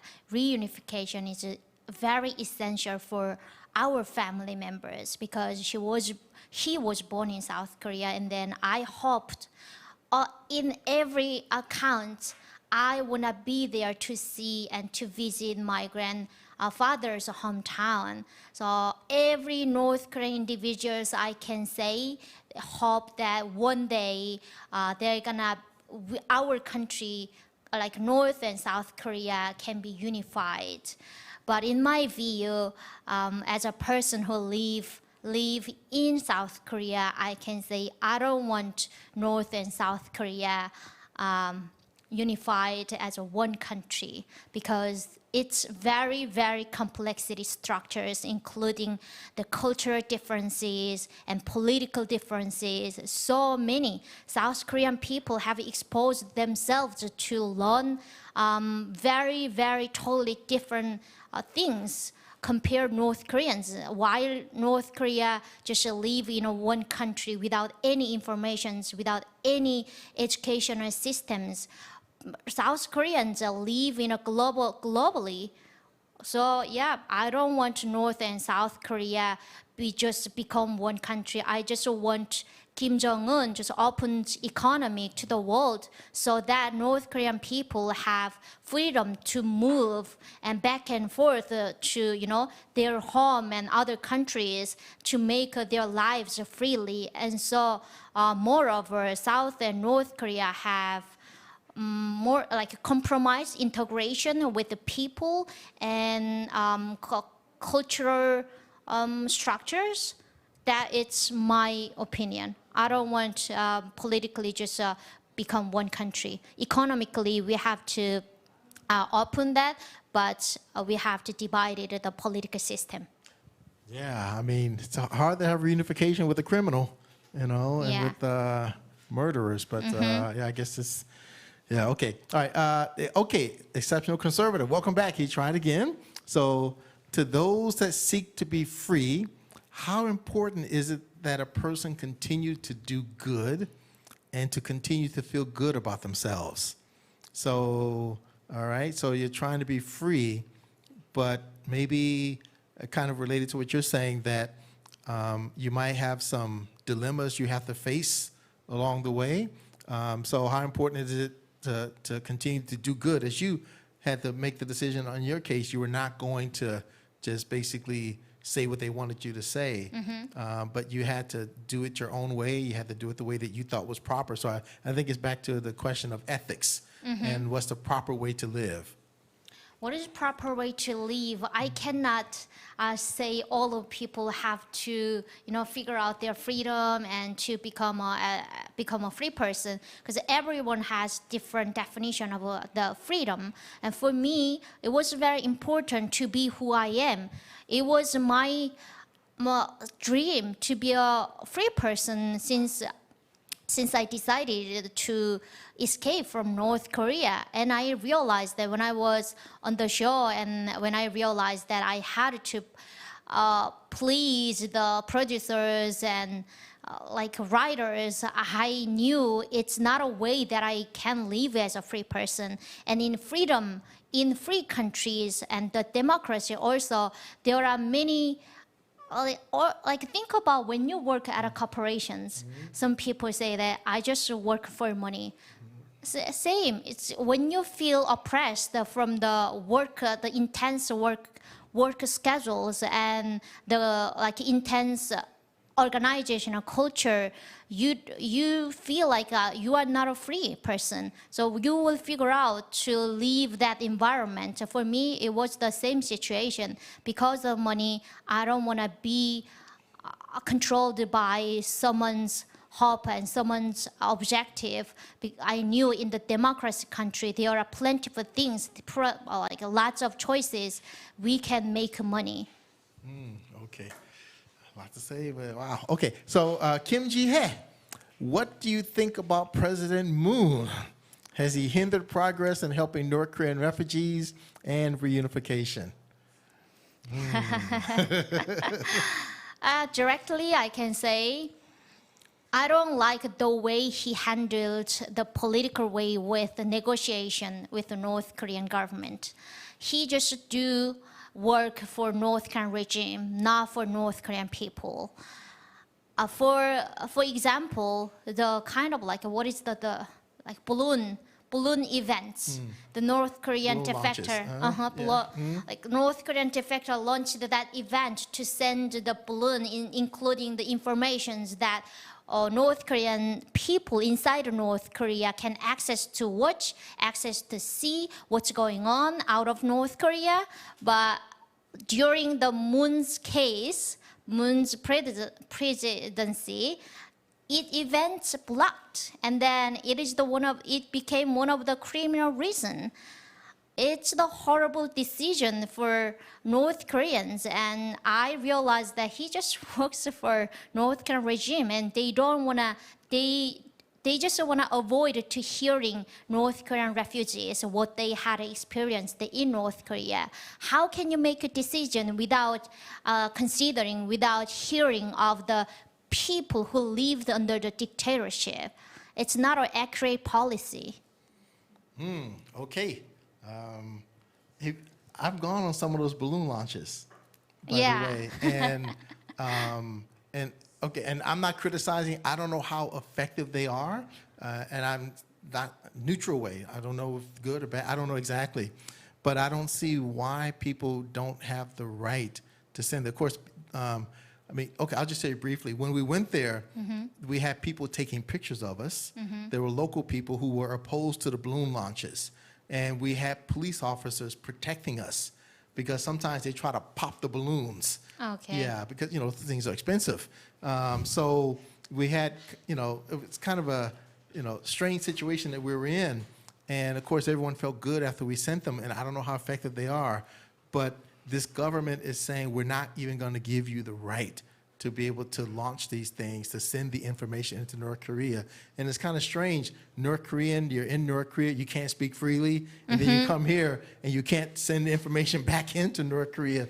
What I was so upset with that event and with that policy, like before, if he just blocked that event and then make the policy as a criminal reason, the Kim Yo-jong said to something about it. Yes, and then that policy became, that policy was formed as a criminal reason. That was strange for me. Before he made a decision to not to send the balloon to North Korea, okay, I can understand. But why he made that decision after Kim Yo-jong said something? Well, that proved that he works for the North Korean regime. I don't know other parts of Moon's presidency, but as a North Korean defector, it's very essential and critical, critical. How can I say? It's very important for me to recognize the North Korean issues and the policies. But in that part, I don't agree with that policy by Moon made. Right. Okay. Now, Pauline, Eunhee, your English is amazing, and you are an extraordinary person. Thank you from the bottom of my heart. I'm learning so much thanks to you. And then Philip, Todd, Eunhee, thank you for a wonderful talk. I wonder if you've been able to travel and see other countries since escaping. So you mentioned America early on, and I know you had another special experience. Yeah, I'm a travel person. It's one of my habits was just is traveling to all of the world. So I traveled 10 countries, I can say. But when I say 10 countries, I have to be cautious to say 10 countries because even the one country, there are lots of layers of cultures and historical stories. So 10 places out of South Korea, including United States, and I lived in Australia for 6 months on a working while I was on a working holiday, and I was in Philippines for 2 months to learn English before heading to Australia to live, and then Hong Kong before that like crisis happened. And so many, and Germany, and Africa, in Kenya. Yeah, so many countries I have visited with to see my friends. And one of the best memory of traveling was in Zurich, in Switzerland. 5 years ago, I met one guy is from Switzerland, and then we became friends. And he said he is a very curious guy, and talking about many things and asking questions, so many questions about North Korea. Sometimes it's annoying me to answer so many. There is no any ending of questioning, and we became good friends. And one day he said to me, "I'm not happy." Even though he got supported to study in South Korea and like for 4 years of university life by his father, but I was alone to survive in this country. But the way of life is more happier than him.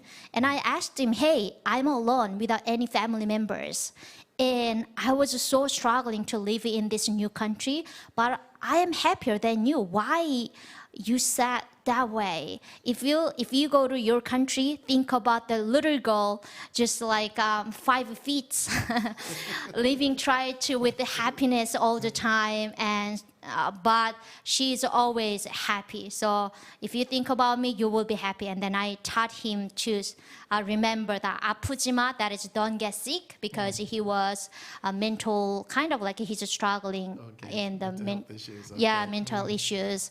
And I taught him the Korean words 아프지 마, that is don't get sick.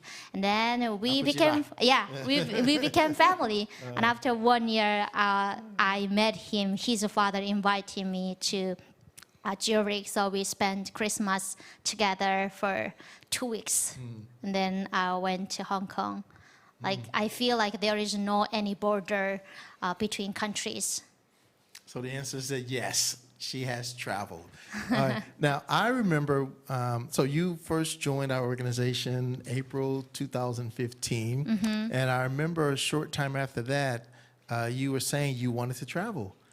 And did I say? Yes, you did. Yes, you Long did. time ago, I don't remember. Yes, I remember, and then you did it, and everything you say you're going to do, you do it. So eventually you get to it. So, okay, are there any other questions? See Evan Appleton, who it is now 3:17 a.m., I believe, in Tennessee. Oh my, wow. Yes, and I don't know if anyone else, and she's been here since the very beginning, and others have come and gone also. Are there any other questions? Everybody okay? Everybody's happy? Okay, then I'm going to ask you, what do you think about FSI? Oh, very updated version of to say that the FSI, Freedom Speakers International. I think I always think about TNKR. FSI is a little uncomfortable, not used to call FSI for me. Not just you, it's us too. We're still sometimes like Ungu, especially TNKR, and FSI. So what about the Freedom She? It's easy to say, so Freedom She.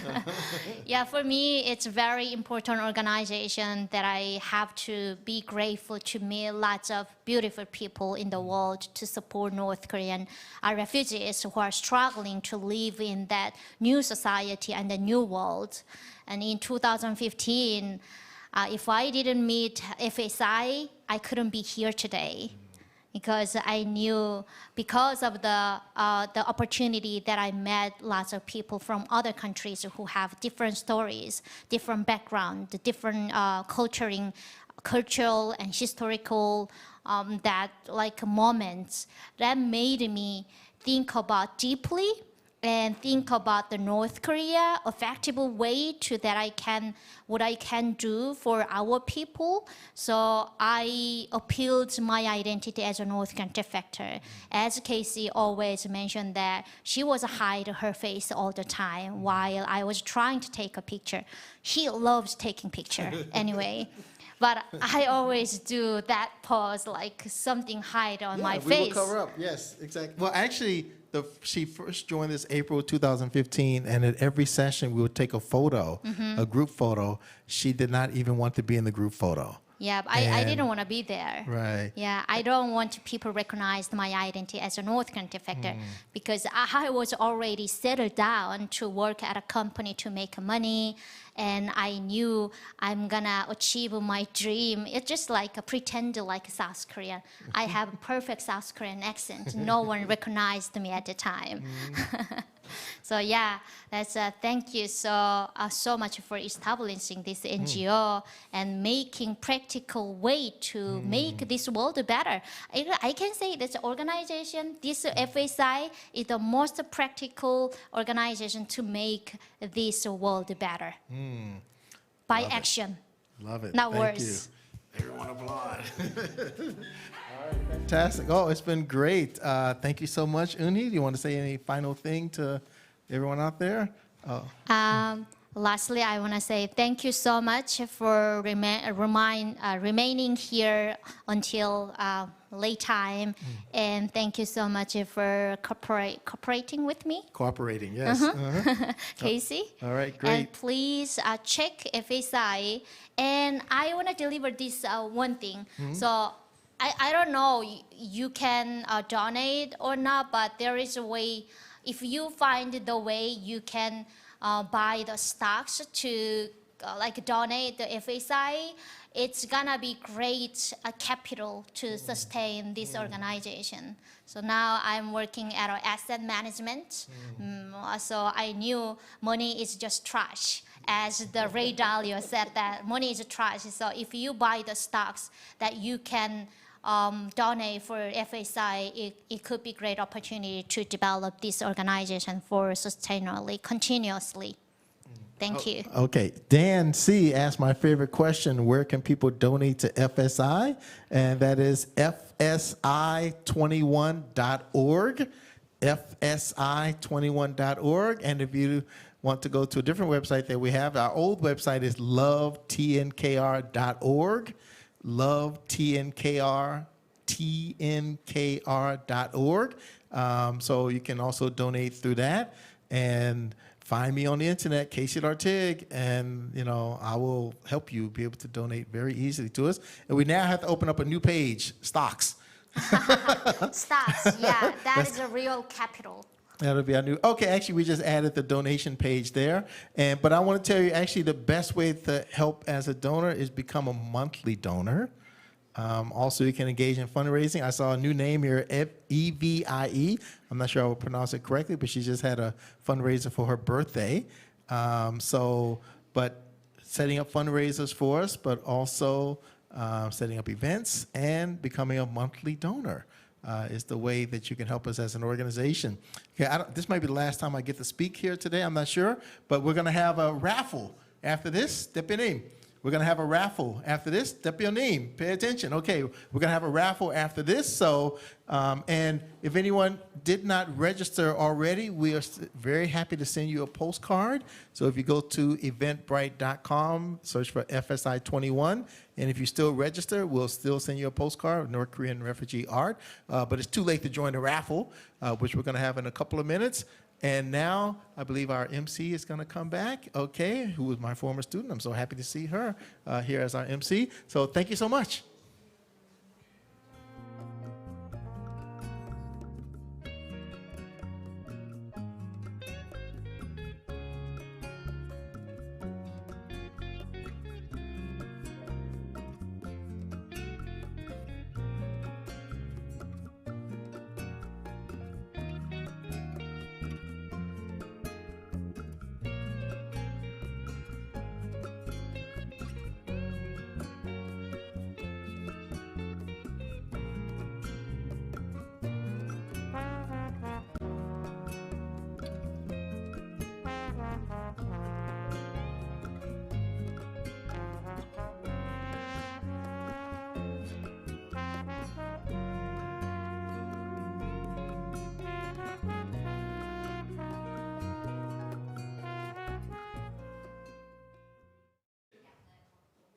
Yes, that was our last speech prepared for today. And as Casey has mentioned, it's time for the raffle. And once again, to tell you about the donation, we just left it in the comments below. So please check our website, fsi21.org.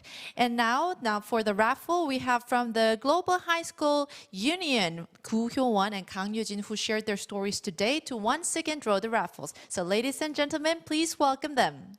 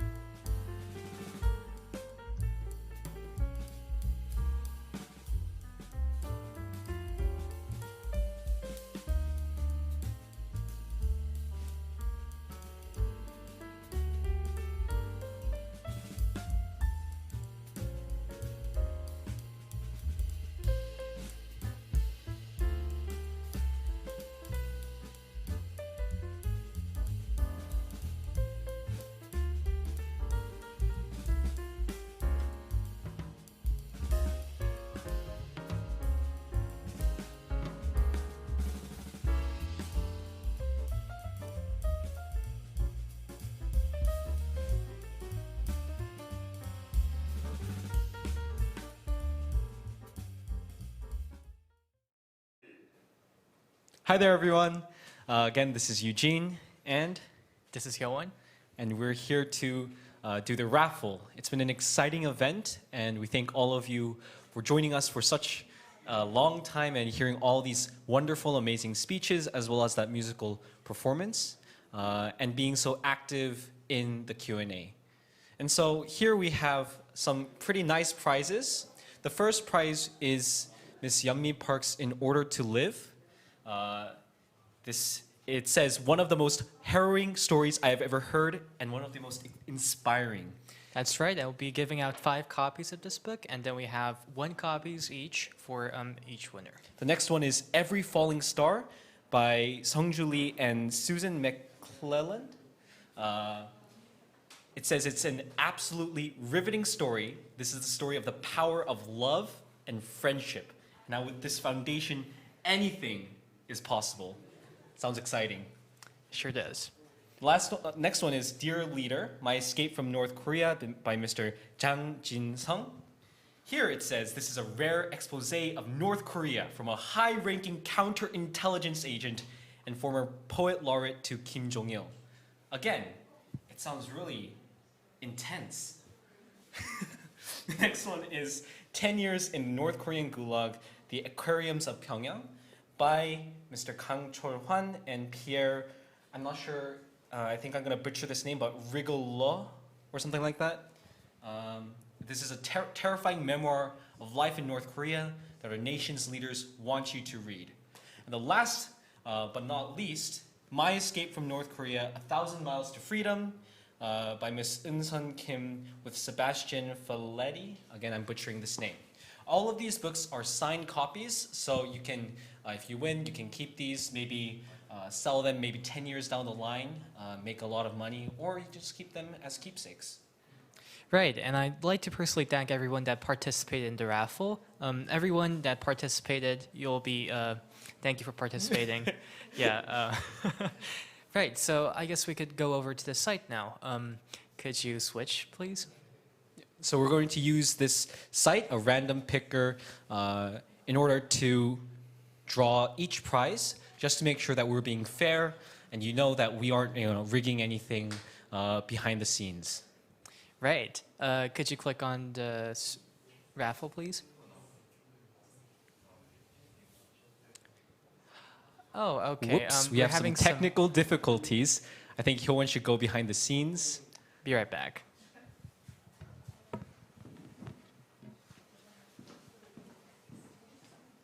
While we're waiting, let's read a bit more about these books. In 1,000 Miles to Freedom, an exceptionally bright young girl grabs your hand and leads you down into the darkness of North Korea. When she lets go of your hand, she is in her 20s and joyously free, and you have felt the texture of life in the world's last totalitarian state. All I'm going to say is, this sounds like a really good book to read. Wait, I was showing you now. Are you waiting waiting for something? Oh, we're waiting for them to log into the raffle site. Okay, well, I'll add a little more. So Eunsun was the winner of our third English speech contest back in, that would have been 2016. And she first joined us as a student in 2014. And so we're still happy to be associated with her. She'll be speaking at an event next month with an alumni group in the USA. And first, I'll just mention the ones who are connected with us. So Sungju, so he was the winner of our first English speech contest, and that was February 2015. And so, yeah, he's now in the USA getting a PhD. And then, of course, there's Yeonmi Park, who, first refugee ambassador sorry, I'm looking at the wrong place, the first refugee ambassador of our organization, and she's still connected with us. And I mean, she's international now, so she's bigger than we are. And then you can talk about him. Well, he was the his title was psychological warfare officer. I think I saw a video of his on YouTube. He's pretty famous. Yeah, psychological warfare officer. I'd like to see that on a business card. Nice to meet you. I'm a psychological warfare officer. So, yeah, he's published that in other books, including poetry. Okay, and then I think we're ready. Okay, yeah. All right, okay. Well, welcome back, Hyowon, to lead out the raffle. Thank you so much for waiting through our technical difficulties. I'm not really good at doing these kind of things, but here we are. Right, so let's go ahead and reveal the first winner of the raffle. Could you click, please? Min, congratulations on winning a copy of Every Falling Star. Congratulations. Could you click, please? Right. Dear Leader, right. Next prize, Dear Leader, goes to Claude. Congratulations. Next prize, the Aquariums of Pyongyang, goes to Aline. Congratulations. Awesome. Next, we have 1,000 Miles to Freedom. Ashley. Congratulations. Finally, we have 5 copies of In Order to Live, so we'll go through them one by one. The first copy goes to Ashley. Congratulations. You won 2 copies. Hippie Monkey. Congratulations. I'm not sure who that is, but if you're a hippie monkey, congratulations. Great name. Aline, congratulations on winning another copy. Sophia, congratulations. Philip Null as our final pick. I think null is a problem with the site. Itself, So yes. if your name is Philip, congratulations, you've won the final prize of today. Again, once again, thank you so much for joining our this conference and listening to all these wonderful speeches. I'd like to personally thank Eunhee and KCLR TIG for organizing this entire project and letting us have this much fun.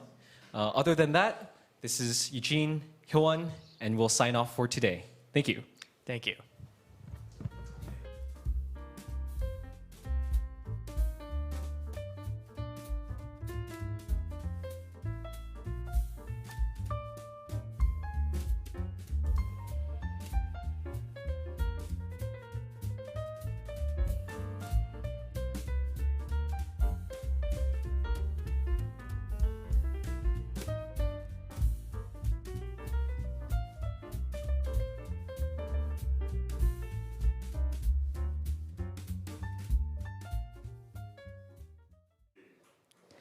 Thank you very much, Hyowon and Eugene, for drawing the raffles today.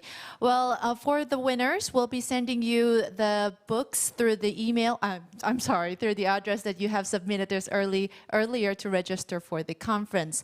Well, ladies and gentlemen, this is all that we have prepared today at the Asia Regional Freedom Conference, What Freedom Means to Me. Well, that was indeed a productive and meaningful conference. So if you have enjoyed the conference, please do not forget to submit the survey form that we have just pinned at the mentioning box. Please do not forget to share with us how you felt throughout the programs today. And I believe this was a true meaningful moment for us to delve into the true meaning of freedom. So once again, everyone, thank you very much for joining us today. And until next time, we will be sending you lots of love. And as for the last, we'll be inviting once again the co-founders of FSI to join us for the closing remarks.